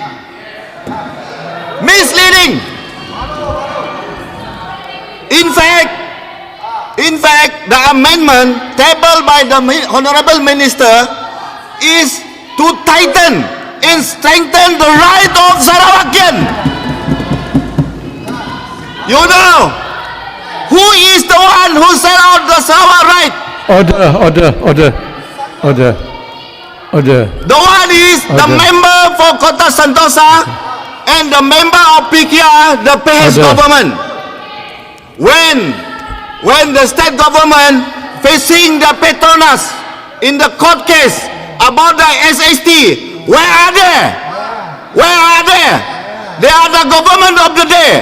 Why don't they stop it? Why don't they just approve it, the right of Sarawakian about the SST? And now you said that the GPS government to sell out the Sarawak right with the SST then paid by Petronas. This is very malicious and slanderous accusation to the state of the Sarawak, the government of Sarawak. Okay. Pending, member for Pending, you should apologize to all Sarawakian. You should apologize to all Sarawakian with your mislead and poisonous mind of Sarawakian about whatever you said on the social media. Pindaan ini berkenaan dengan had umur daripada 21 tahun ke 18, amatlah kita sokong kerana ini akan memberi ruang dan peluang kepada golongan belia, golongan muda yang juga modal insan negeri dan negara kita untuk menyuarakan aspirasi dan juga keperluan golongan belia di August House ini. Dan berkenaan dengan pindaan Presiden of Sarawak yang mana begitu meluas sekali telah diputar belit oleh member for Kota Sentosa dan member for Pending. Kita berharap mereka ini akan memohon maaf kepada seluruh rakyat Sarawak dan sama-sama memperjuangkan seperti kerajaan GPS memperjuangkan hak-hak rakyat Sarawak di dalam semua aspek, terutama berkenaan dengan hari ini. Datuk Ahmad Speaker, berkenaan dengan kerjasama di antara DAP dan PSB, saya hanya dapat mengatakan dalam beberapa perkataan, birds same feather flock together. Cuma harapan saya ialah tidak akan ada lagi tambahan kepada pembohongan ahli-ahli pembohong berkenaan apa saja perkara yang baik yang dibuat oleh pihak kerajaan GPS. Sekali lagi Dato' Amar, saya ingin mengulang, bird, same feather, flock together. With that, I beg to support the amendment bill. After member for Bang Hassan, are you going to speak? You're going to speak. After member for Bang Hassan, I shall call upon the minister to do the winding up.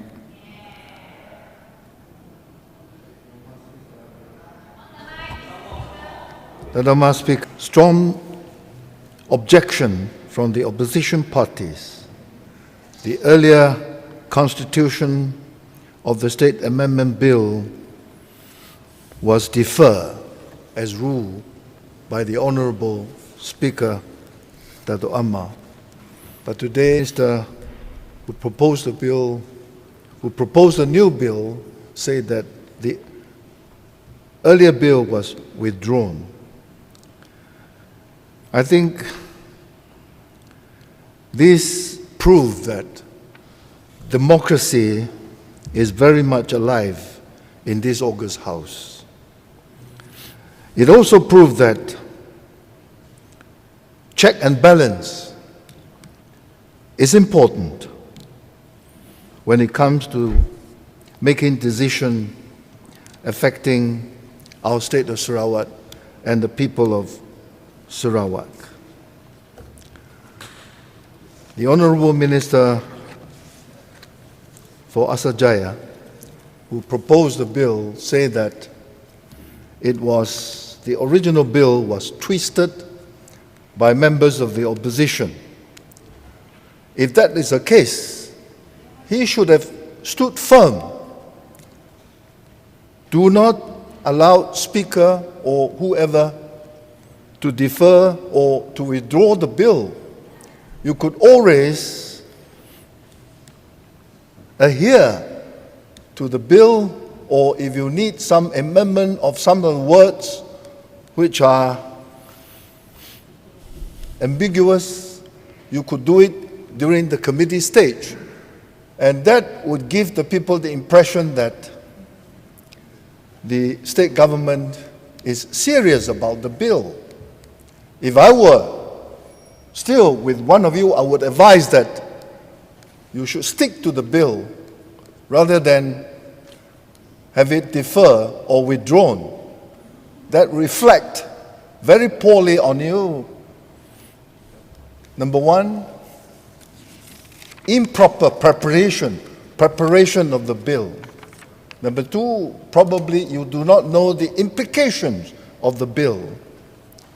If I were you, I would have stick to the original bill, and as I said, if you need any amendment, you could always do it during the committee stage. But anyway, that proves that the GPS government is gracious enough to admit the inadequacy of the original bill and is willing to have it defer. The Honourable Speaker, we support the amendment to Article 6 as proposed under Article 1, Article 16, 21A, B and C, whereby the voting age limit be lowered from 21 to 18, from 21 to 18 years old. However, we object to the subparagraph 2B of the proposed amendment to the Sarawak Constitution. If 2B is passed, a person eligible to be an Dewan Undangan Negeri, even though he is not born he is not born in Sarawak, provided he is normally resident in Sarawak and one of his parents was born in Sarawak. If this is the case, a Sabahan or a Penangite who normally reside in Sarawak and has one Sarawak parent is eligible to become an adun in Sarawak and even become the chief minister of Sarawak. Is that what we want? And therefore we object to the subparagraph 2 bracket B of the proposed amendment. I concur with member of Padungan who now propose Kota Sentosa that the bill be amended to what he has proposed. And I don't think I need to go into detail. He has proposed that the bill be amended in such a way that it will protect the Sarawak rights because ambiguous. I can say that my personal observation on this is that Ali yang berhormat for Bak Kelalan is quite confused on the meaning or what the purpose of the amendment would be. Or probably he is not well prepared because the bill was only introduced today and he has, or yesterday, and he has not the opportunity to really peruse and understand the subject matter. My reason for coming up to this was when he started bringing up issues or examples like Claire Brown being born in Sarawak and probably could also be able to contest. From that kind of argument, I would say he has not really gone very deep into what the intention, or probably just he has not really listened to my presentation when I have tabled this bill this morning. Yeah. Let me finish. You see, it's when you bring in a case of Claire Brown, no doubt she is born in Sarawak, but you have not seen into the other part, the other limbs of what the amendment would want to be, would want to present. Claire Brown is not even a citizen. One of the provision, one of the main requirement of this bill is that for you to be eligible is that you must be a citizen. You must be a citizen of Sarawak. So when you bring in the case of Claire Brown, it's just not acceptable down here, you know. And he also relate to about West Malaysian born in Sarawak. Okay. Yeah. Okay. Yeah. Mr. Speaker, I just want to correct what the Honourable Minister said, that I did not say that Claire Brown can, under the amendment, stand as candidate. No, I didn't say that. I'm just saying Claire Brown, assuming she has a child, again born in Sarawak, by virtue of the mother birth in Sarawak, the child also cannot be eligible. And that's what it means by this amendment. So I didn't say that Claire Brown would be eligible. I want to correct that part of it. Thank you. Dato' Amar Speaker, as it is, the provision, the bill that is going to be amended has got so many limbs. Among them, you have to be 21, you have to be 18 years old for you to be eligible. Among them, you have to be born in Sarawak, or you can even be not born in Sarawak, but you must be having either one of your parents to be Sarawakian, and there's another limb again, normally resident.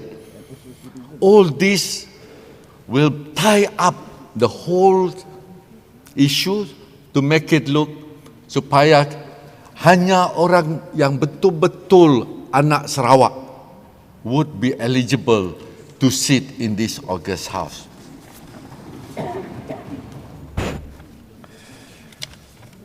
Saya tidak mahu nak mengupas terlalu panjang, tapi apa yang ingin saya katakan di sini adalah apa yang telah dikatakan oleh ahli-ahli yang berhormat, terutama sekali yang daripada Kota Sentosa dan juga Bawang Asan, daripada rang undang-undang yang pertama yang telah dibawa sehingga kepada hari ini. Tujuan dan niat mereka saya dapat melihat adalah untuk apa yang quoting apa yang telah dikatakan oleh ahli yang berhormat daripada Lambir tadi, untuk memutarbelitkan ahli-ahli Dewan Undangan Negeri dan juga those who are outside of this house. Memang saya sedikit sebanyak saya bersetuju dengan ungkapan seperti itu bahawa tujuan adalah untuk memutarbelit, to deceive, to mislead the Dewan.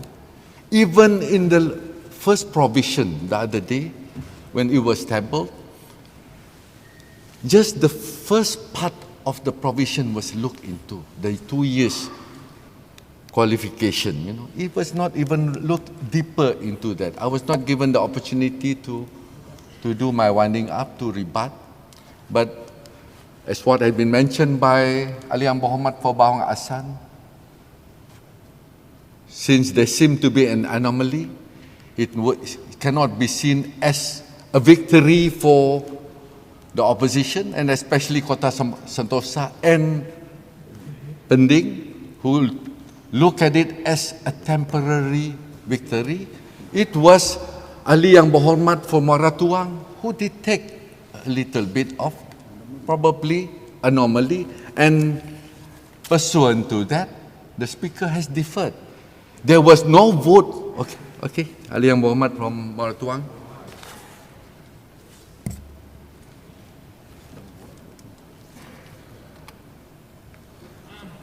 Dato' Amar Speaker, I'll seek. Yeah. Hello. Learned Minister Yang Berhormat Asojaya. I just want to ask for clarification. This anomaly, that's why you withdrew the earlier one, is that the incorporation of Section 71 of Immigration Act, as well as also the further reference to Article 8 of the Constitution, that our Constitution, the amendment, if it incorporates those references, would mean that our Constitution, the state Constitution, is subject to the Act, the Immigration Act. And if there's any amendment at the Federal Parliament on the Immigration Act, our state Constitution would be in limbo, as I said earlier when I asked clarification from the Speaker. Now, do you agree that is the very anomaly which creates an ambiguity that we cannot leave it just like that, that you withdrew it and you you move another new one that is today? Is that exactly why? Thank you. Terima kasih Ahli Yang Berhormat daripada Maratuang. I won't want to go into the reasoning and things like that. I was not even given the opportunity to do my winding up on that day. It was deferred. And looking back into the argument, the debate, even though there was no decision made, there was no winding up, and we feel that it would be better to have it done in a totally new bill today. So I would rather leave the one behind and then go forward into this present bill today, and do not want to have a look or have a peek into why we have to withdraw or why the bill has got to be deferred. But what I can say, the first bill was totally distorted by members of the opposition in their debate. Their mind was purely to run the thing down for reason only known to themselves. There is a possibility, from the way Kota Sentosa was putting up his debate, we just had the GST, SST. Is there any kind of arrangement for why the bill was being put forward? You see, from those kind of innuendo, you can feel that memang ada niat yang tidak baik. They have tried to run down, and niat yang jahat, saya boleh katakan, yang mana tujuan utama adalah to run down. And even today, when he has mellowed down, yang saya rasakan bahawa mungkin ahli yang berhormat daripada Kota Sentosa sudah merasakan bahawa this is a good bill. Dia merasakan a good bill, tapi nak menyokong pun tidak mahu. Kalau betul-betul sudah rasa ada perubahan, kalau sudah dirasakan bahawa semuanya baik betul, okey, ya.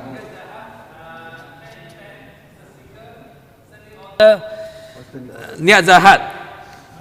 So he has to retract. The intention of Mr. Speaker, the intention of the government in the first view is obvious. Want to allow West Malaysian to come in and stand as an elected member. Dato' Ahmad Speaker, I was the one who proposed the bill, who tabled the bill. I wanted to object when Kota Sentosa alleged imputing improper motive in the first bill. I was hoping that somebody would come up with a standing order, because there's so much of improper motive that he has been alleging against the government when we tabled the bill. And now he's coming back and say that I'm alleging improper motive. It was you, it was Kota Sentosa who has always been alleging niat yang jahat. Memang saya dapat merasakan bahawa apabila dikatakan, when he alleged that we just had our SST money, and now there is this bill that come in, and he even mentioned to allow Sabahan and West Malaysian to come and contest in Sarawak. There is none in the bill to specify very clearly, to state that Sabahan or Sarawakian will contest in Sarawak.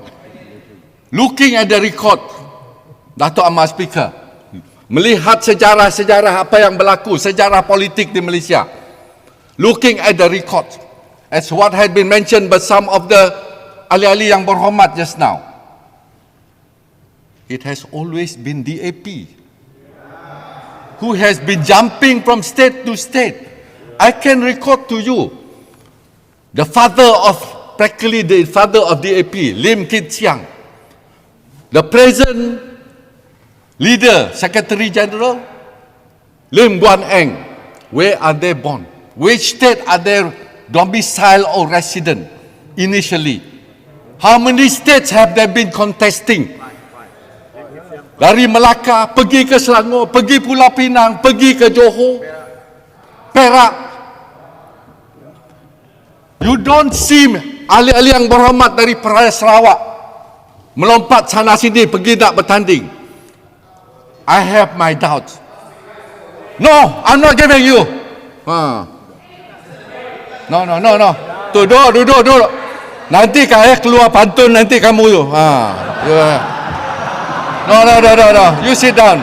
You want me to give a pantun here? Come on. Nanti saya berpantun, then you get upset again. Dato' Ahmad Speaker, kalau kita lihat daripada sejarah politik di Malaysia, if you look into the history of the political history of Malaysia, it is always DAP who have been running from state to state looking for safe seats to contest. Finally, they managed to stay put in Penang. They will never go to Kelantan, and they feel that there might be a ruang. There might be an opportunity to come to Sarawak. That's why they are so against this bill. There might be that hope in them. They have managed to go to Sabah. I don't mind to show here. Sabah DAP, support defense. Who is this guy? Loh E Eng, Sabah DAP. Born in Penang. Orang Pulau Pinang. Tetapi dilantik menjadi wakil rakyat di Dewan Undangan Negeri Sabah oleh kerajaan Sabah sebelum ini. Bukan sekarang, not the present one, before this. Do you want something like that to happen to Sarawak? That is the reason why DAP are so against this bill. They have got that intention. You can impute improper motive against me, but I have got all those records. I can show also how many times Lim Guat Eng ataupun DAP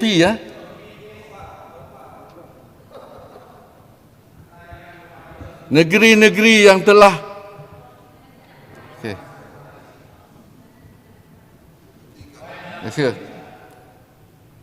Sekejap.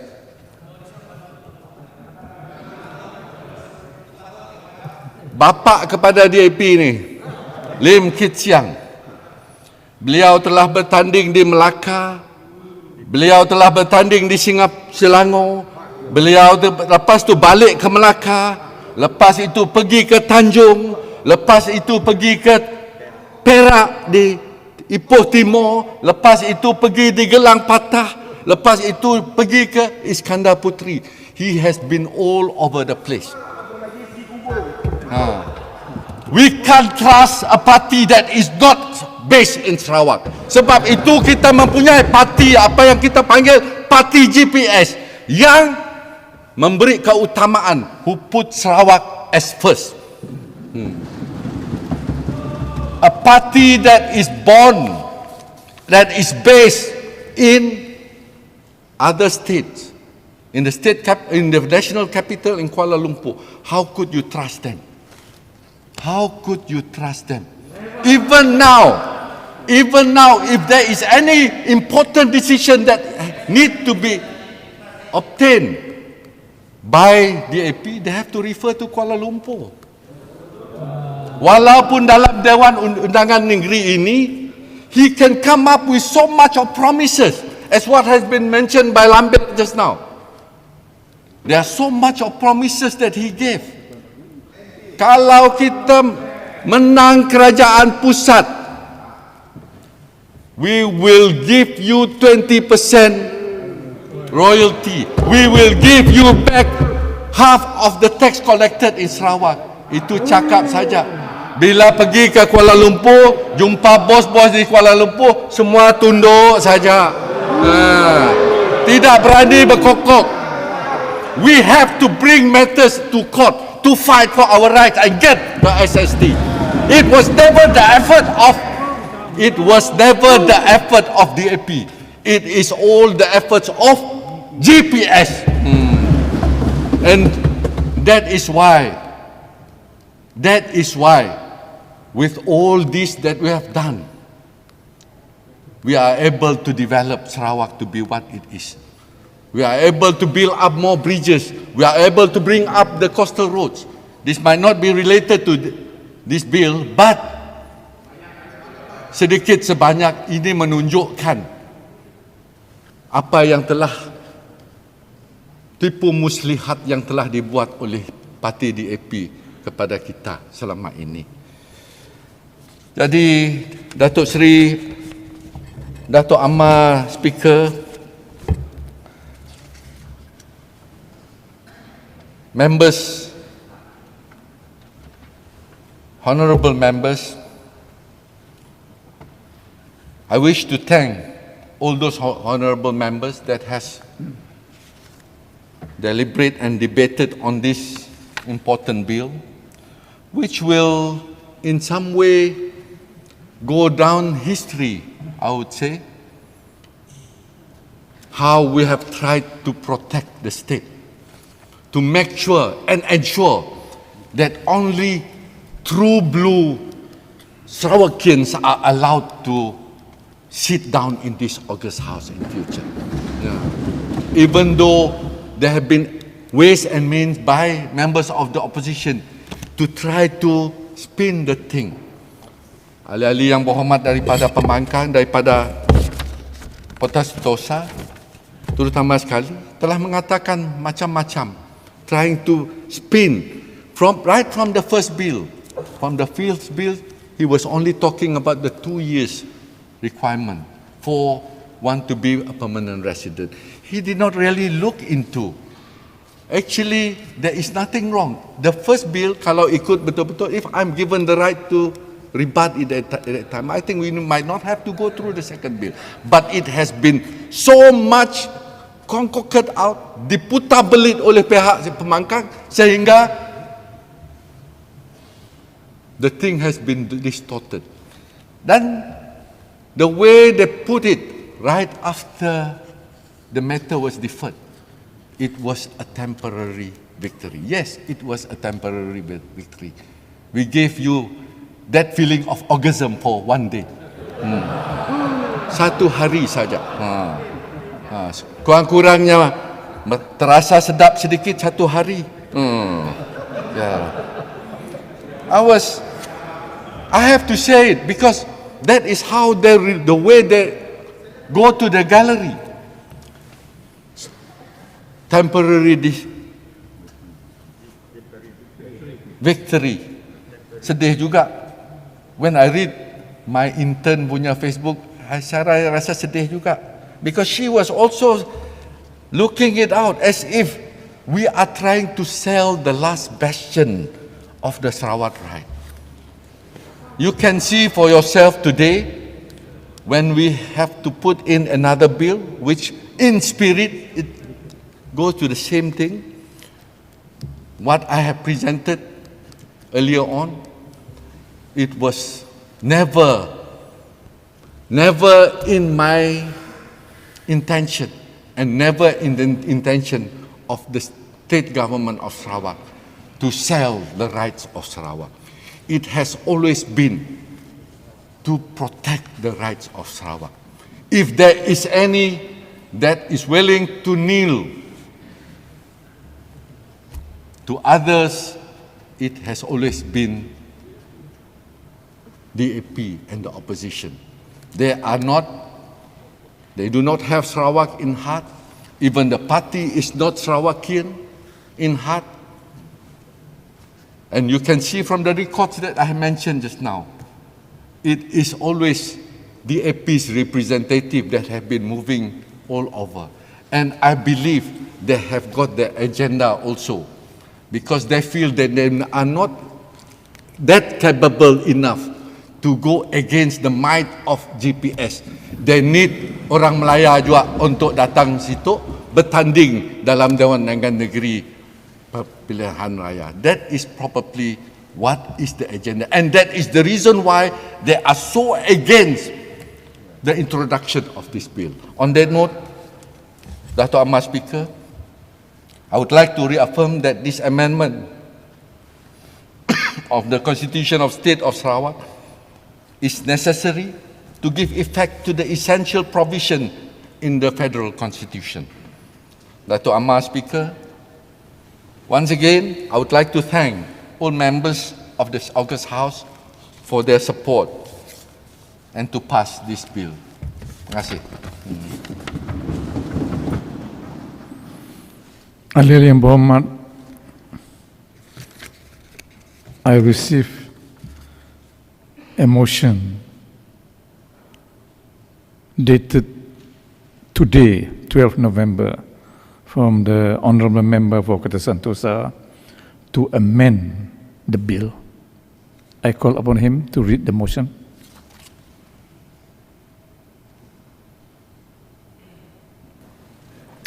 Thank you, Mr. Speaker. My motion reads as follows. The government has proposed an amendment to Article 16 of the Constitution of the State of Sarawak. It is moved that this House hereby resolve that the above stated clause be amended in the following manner. In respect of clause 21C, bracket 1, the words was also born in the state, close bracket, the words, let me rephrase.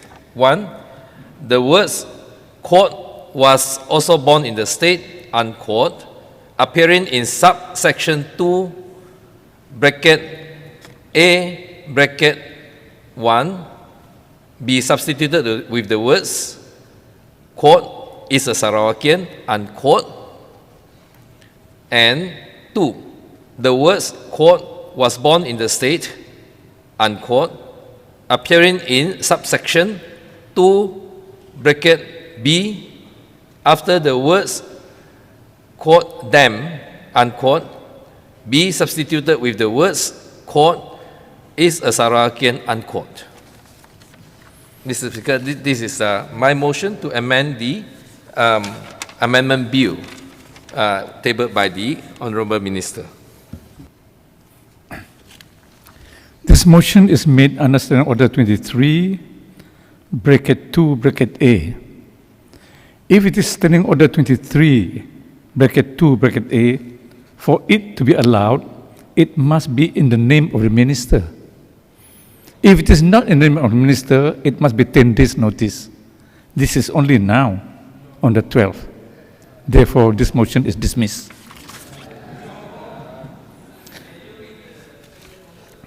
Ahli yang berhormat, the question before the Dewan is that the Constitution of the State of Sarawak, Amendment Bill 2020, in the motion standing in the order paper, in the name of the Honourable Minister for Tourism, Art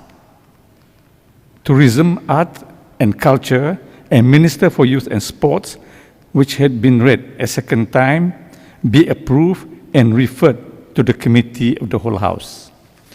I would draw your attention to Standing Order 42, bracket 2. 42, bracket 4.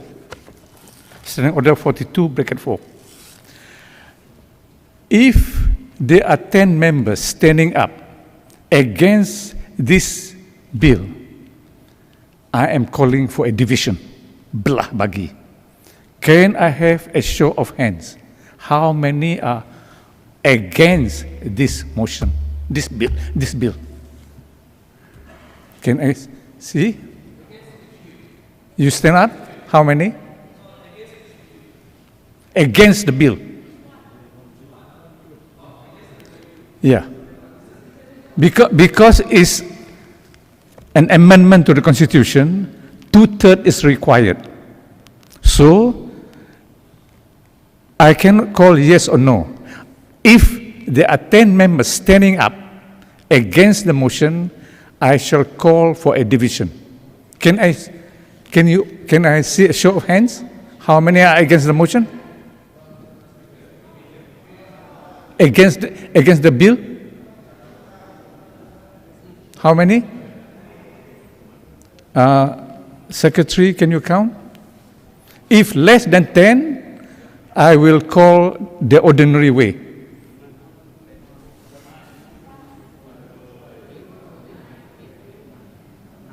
Nine. Only 9. Therefore, I will do the votes in the ordinary way and not by division or belah bagi.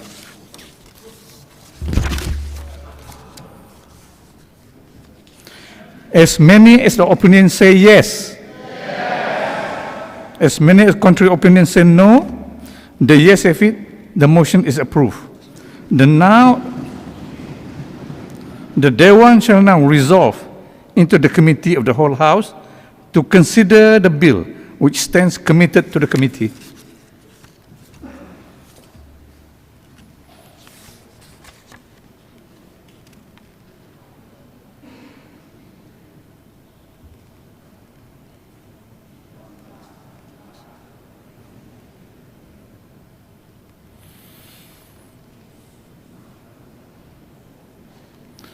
The committee shall now consider the Constitution of the State of Sarawak Amendment Bill 2020.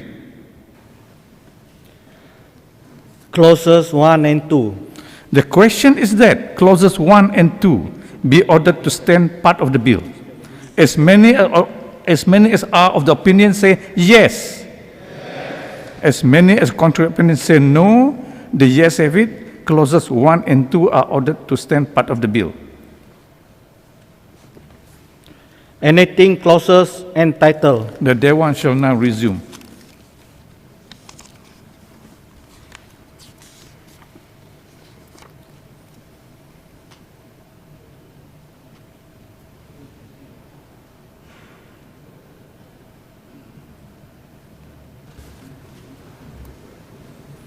Honourable Minister. Honourable Speaker, I wish to report that the Constitution of State of Sarawak Amendment Bill 2020 has been considered by the Committee of the whole House and agreed to without amendment.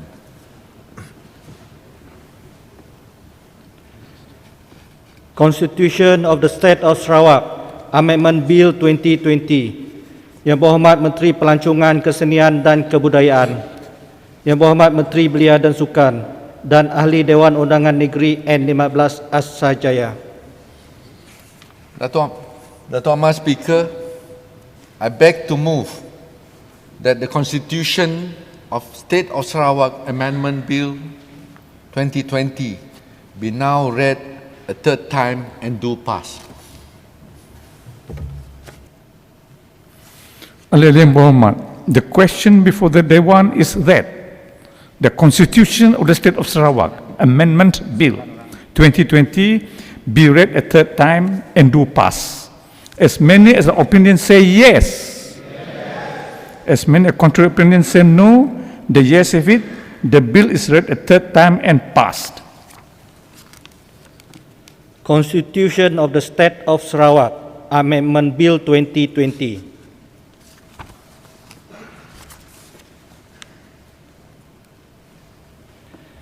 Sambungan perbahasan atas bacaan kali yang kedua Rang Undang-Undang Perbekalan 2021, 2020 dan usul untuk merujuk resolusi anggaran perbelanjaan pembangunan bagi tahun 2021. Ahli-ahli yang berhormat, members who wish to speak today will be confined and shall impose 15 minutes for any member who wishes to speak today.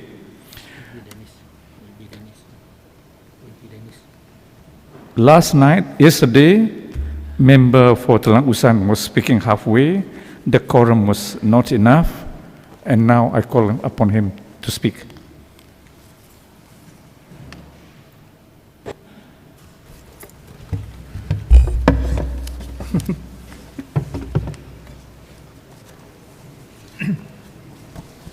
Thank you, Dato' Amar Speaker.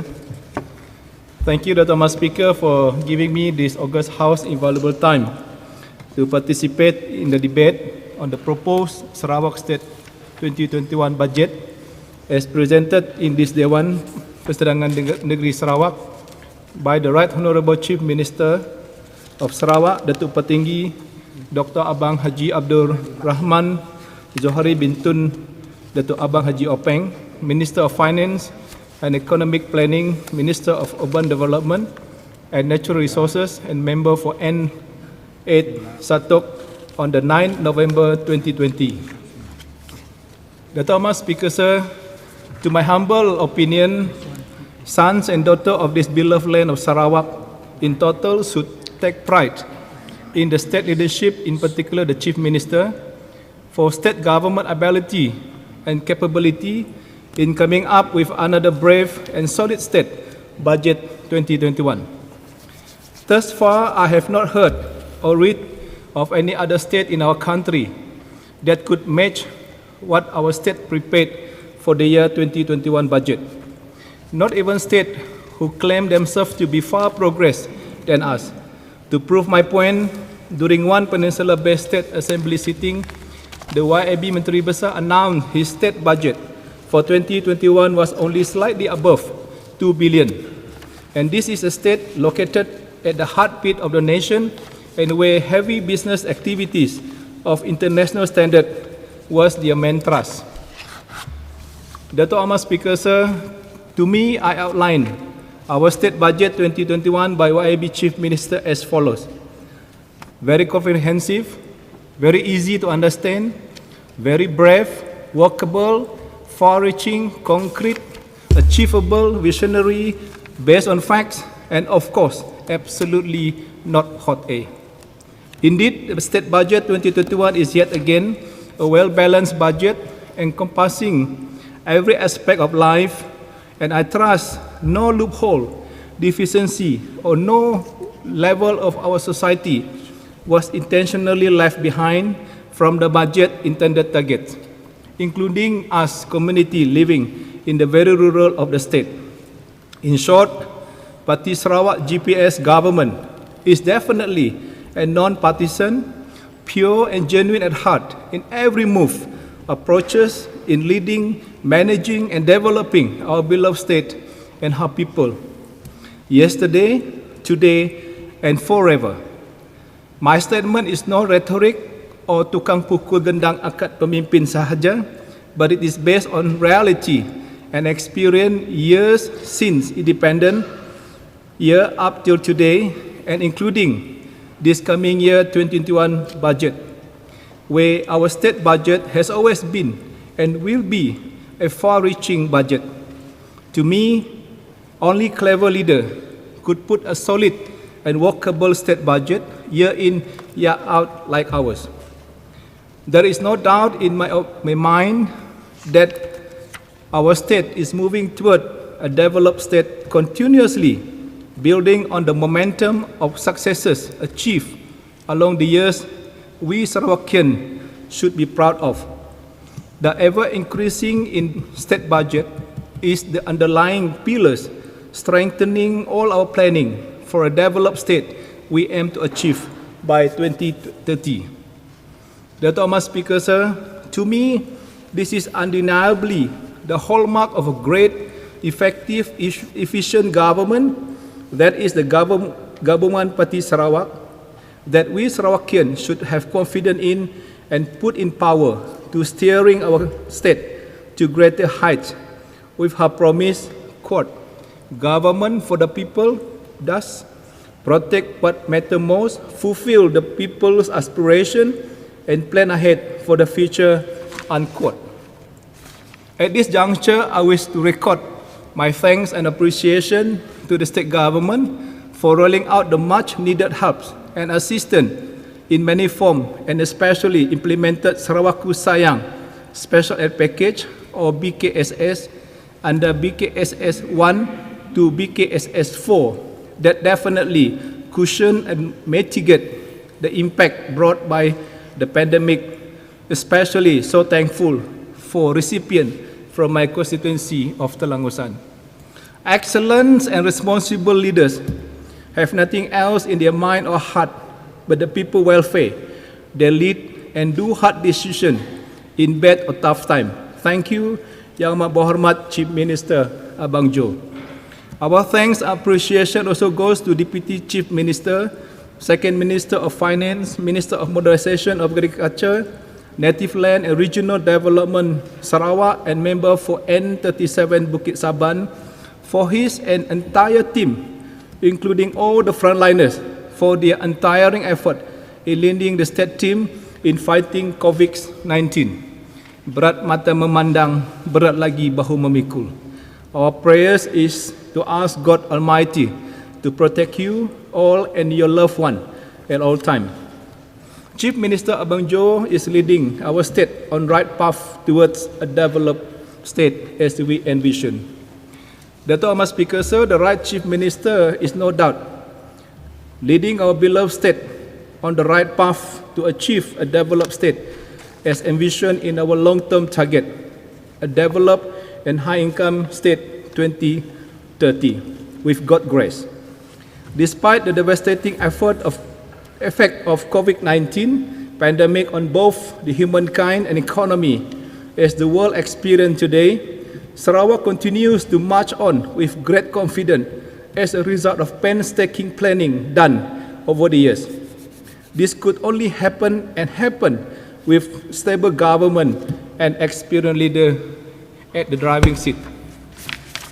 Our state future is bright so long as Gabungan Parti Sarawak is our state government and the right Honorable Chief Minister Datuk Petinggi Datuk Abang Haji Abdul Rahman Zohari bin Tun Datuk Abang Haji Openg as our Chief Minister. Therefore, to me, there is no reason to kill the goose that laid the golden eggs. Or another simple example, why tebang a pokok rambutan that you planted and care and have bear sweet taste buah year in and year out.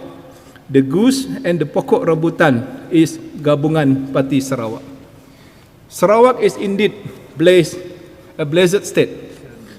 Dato' Ahmad Speaker, sir, since Sarawak took over the government and leadership of the state from the colonial, our beloved state has been blessed with outstanding leaders who have occupied at the highest office of the state and led with sterling caliber, starting from our first Chief Minister, the late Yang Berbahagia Tan Sri Stephen Kaluningkan, late Penghulu Tawi Seli, late Yang Berbahagia Tun Abdul Rahman Yaakob, our state current Tuan Yang Terutama, Tun Taib, late Yang Berbahagia Pihin Sri Tan Sri Adan Satim, to our current Chief Minister in the Right Honourable Datuk Petinggi Dr. Abang Haji Abdul Rahman Zohari bin Tun Datuk Abang Haji Openg.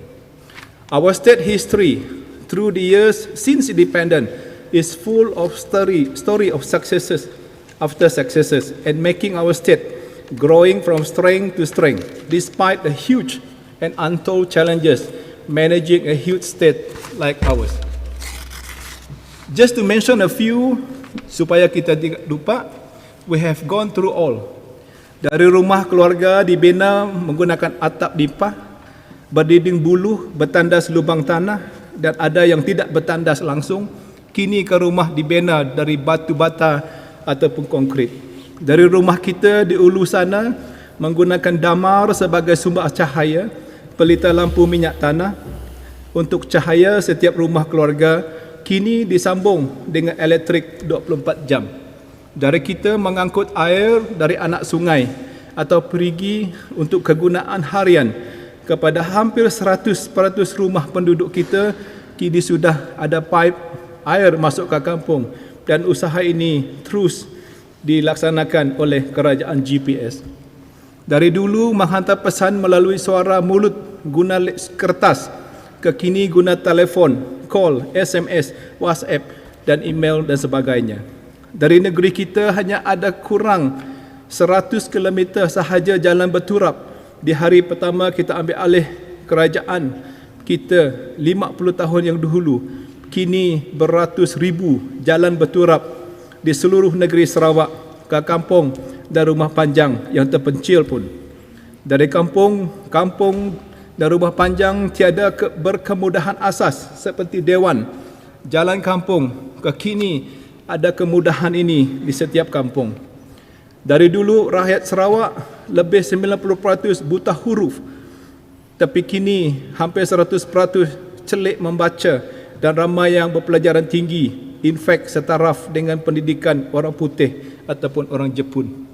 Dari kawasan saya, Telangusan hanya sebuah distrik kecil, kini menjadi sebuah daerah penuh dengan pelbagai perkhidmatan kerajaan disediakan. Dari dahulu berperahu panjang dari rumah panjang dari Ulu Baram ke Pekan Long Lamah ataupun ke Marudi. Kini kita boleh menggunakan kereta persendirian walaupun sebahagian jalan ini menggunakan jalan balak. Of course, the sweetest thing among it all, from our yearly state budget of only in millions to now into the billions. In particular now, we have seen our state development hasten since under our current Chief Minister.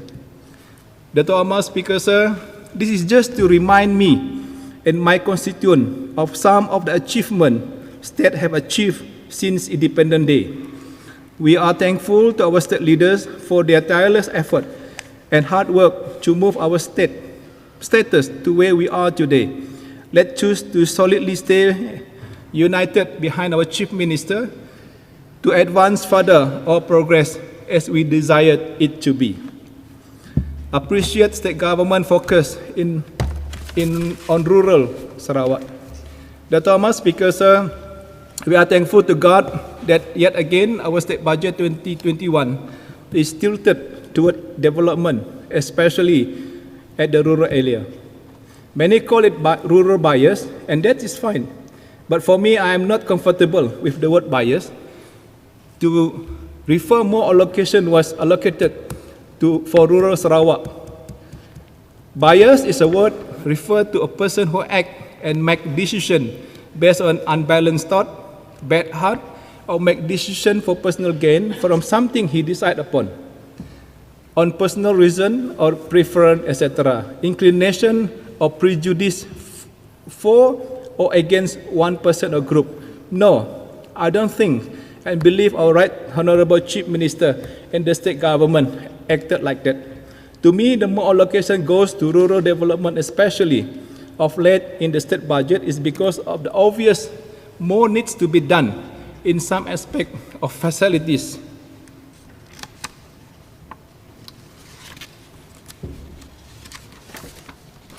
We need at the very rural of the state.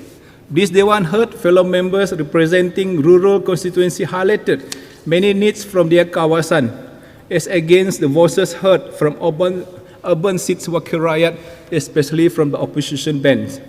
In another word, there is a lot of catch-up to be done in terms of development needs, especially in the sparsely populated rural areas including Mai Telangusan, N78 Mulu, and N76 Marudi.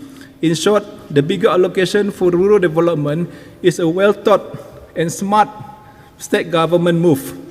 After fulfilling most of the urban area needs, now is the time to pump in more money for rural development.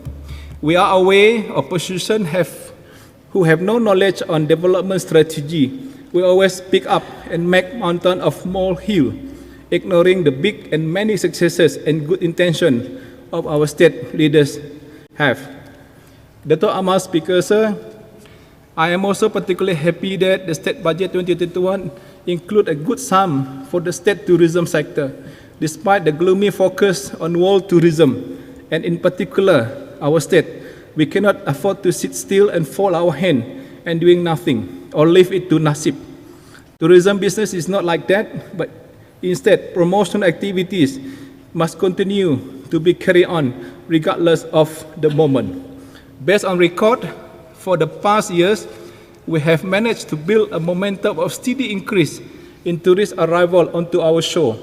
So let us not put the COVID-19 pandemic as reason we in the tourism industry go, quote, holiday, unquote, and doing nothing.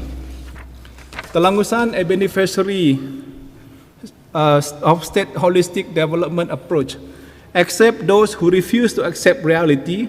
My constituency of N77 Telangusan have benefited greatly from our state leaders' generous development budget, year in and year out. And just to list a few, I'll repeat a few. Number one, 750 million under Highland Development Agency initiative, more than 300 million for solar hybrid and solar Sares project, over 70 million for Jambatan Pihin Seri Adan Satim, 30 million fund for RTP since 2016, millions expenses under Ministry of Modernization of agriculture for farming approach, over 2 million from Unifor for worship house, MRP fund for churches, JKK, PIBG association, etc. Bantuan baik pilih rumah orang kurang berada, million cost of water project under Ministry of Utility Sarawak, SARES, etc., etc. And this is not to mention fund from federal government under our MP. Thank you to CM for approving Telangusan Sport Complex at RGC Long Lama. I would like to put on record my thanks and appreciation on behalf of the entire constituent of Telangusan to the Right Honourable Chief Minister for his kindness to approve our request for state government to build a long-awaited Telangusan Sport Complex at RGC Long Lama. Indeed, this is a great news for our people of Telangusan, and of course, we are very grateful that YB Ketua Menteri recently visit us at Telangusan. We wish also to say our record heartiest thanks and appreciation to Deputy Chief Minister, Second Minister of Finance, Minister of Modernisation of Agriculture, Native Land and Regional Development, Member for N37 Bukit Saban for approving and delivered various agriculture schemes amounting to the tune of millions of ringgit for my constituency. I am very confident that the State Budget 2021 will see more schemes and programs to be rolled out with the huge budget allocated to the ministry. We would also like to record our thanks to Deputy Chief Minister, Minister of International Trade and Industry, Industrial Terminal and Entrepreneur Development, Second Minister of Urban Development and Natural Resources Sarawak, and Member for N82 Bukit Sari for approving our request for an industrial park to be developed at RGC Long Lama during his recent visit to Long Lama. With having this industrial park, it will provide opportunity to our rural people in Baram. Needs of my constituency, Dato' Ahmad Speaker Sir, Long House Scheme for Underprivileged Family in Telangusan. In the State Budget 2021, a sum was provided for Long House Loan Scheme. At this juncture, I would like to put forth requests received from my constituent for this assistance. The Kampung A, Naha A, Ulu Baram, Umba Bawang, Long Win, Long Marudi, this is not Marudi under N76, Long Aya, Apau Gun, Long Daloh Bistari, Bak Pakan, and some others. Therefore, I request officer responsible for this to make contact with Pejabat Daerah Telangusan and Baluru to work out the detail. Dato' Ahmad Speaker Sir, upcoming plan for N77 Telangusan constituency. You have to conclude. Give me a little bit time, sir. This is prepared for 20-minute speech. So sorry. In the past years, since 2021, we have achieved various success in bringing the much-needed development project for my constituency N77 Telangusan, which have brought much joy to our people. I thank the state government for being understanding on our needs and looking forward to more of its kind year ahead. Given a chance, I have a big plan to further develop my constituency of Telangusan along with state and the federal government strategies, especially by focusing and bring development to RGC Long Lama and Long Lama Town, which is the heartbeat of my constituency Telangusan, Long Lama. And it is located strategically along the Kuala Melinau or Mulu Tutoh, Long Lama, Baram, Miri City Road, and also Sabah Sarawak Link Road, as announced by our Minister of JKR recently. A link road to connect Sabah and Sarawak by passing Negara Brunei Darussalam, an alternative road. Long Lama is one growth spot in Baram as mentioned by and proposed by Yang Amat Berhormat Chief Minister to HDA Board of Directors. The other growth spot is Mulu National Park and Barrio Highland. To make this possible, we need to draw a significant population to live here. Therefore, there is a need to develop the housing component of it first. This is why I need the state government to allow Suruhanjaya Perumahan Negara Berhad or any other agency to come in and build house at allocated residential You have to conclude, honourable area member. within a regency. Yes, sir, I'm going to conclude. You have to conclude. Let me conclude.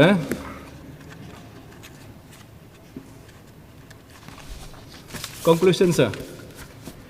Our state budget 2021 is a concrete blueprint, Hala 7, built and developed on bed of rock of strength accumulated from years of experience running the state government, coupled with the momentum of progressive move in all aspects.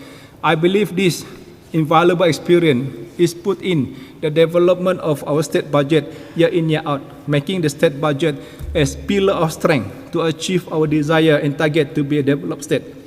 There is no doubt in my mind that no stone was unturned in making of our state budget, that I believe too, the envy of other states in the country. Therefore, the question is, what do the Rakyat want in life?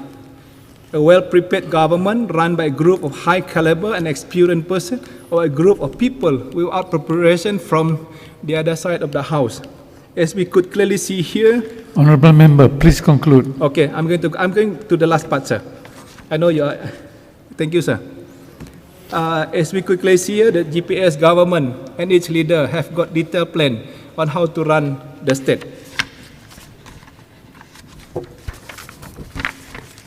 Mr. Speaker, sir, last but not least, I offer my apology if I have hurt some feeling among opposite mind with my statement, but trust me, all I have said was purely from the bottom of my heart and my love for our beloved state, Sarawak, and her people. Wishing fellow Christian a blessed Christmas and Happy New Year for all. Hereby I stood to strongly support the Bill 2021 without amendment. Thank you, sir. Thank you, sir. Ahli Yang Berhormat, we have a short break. Day one resumes at 2:30 p.m.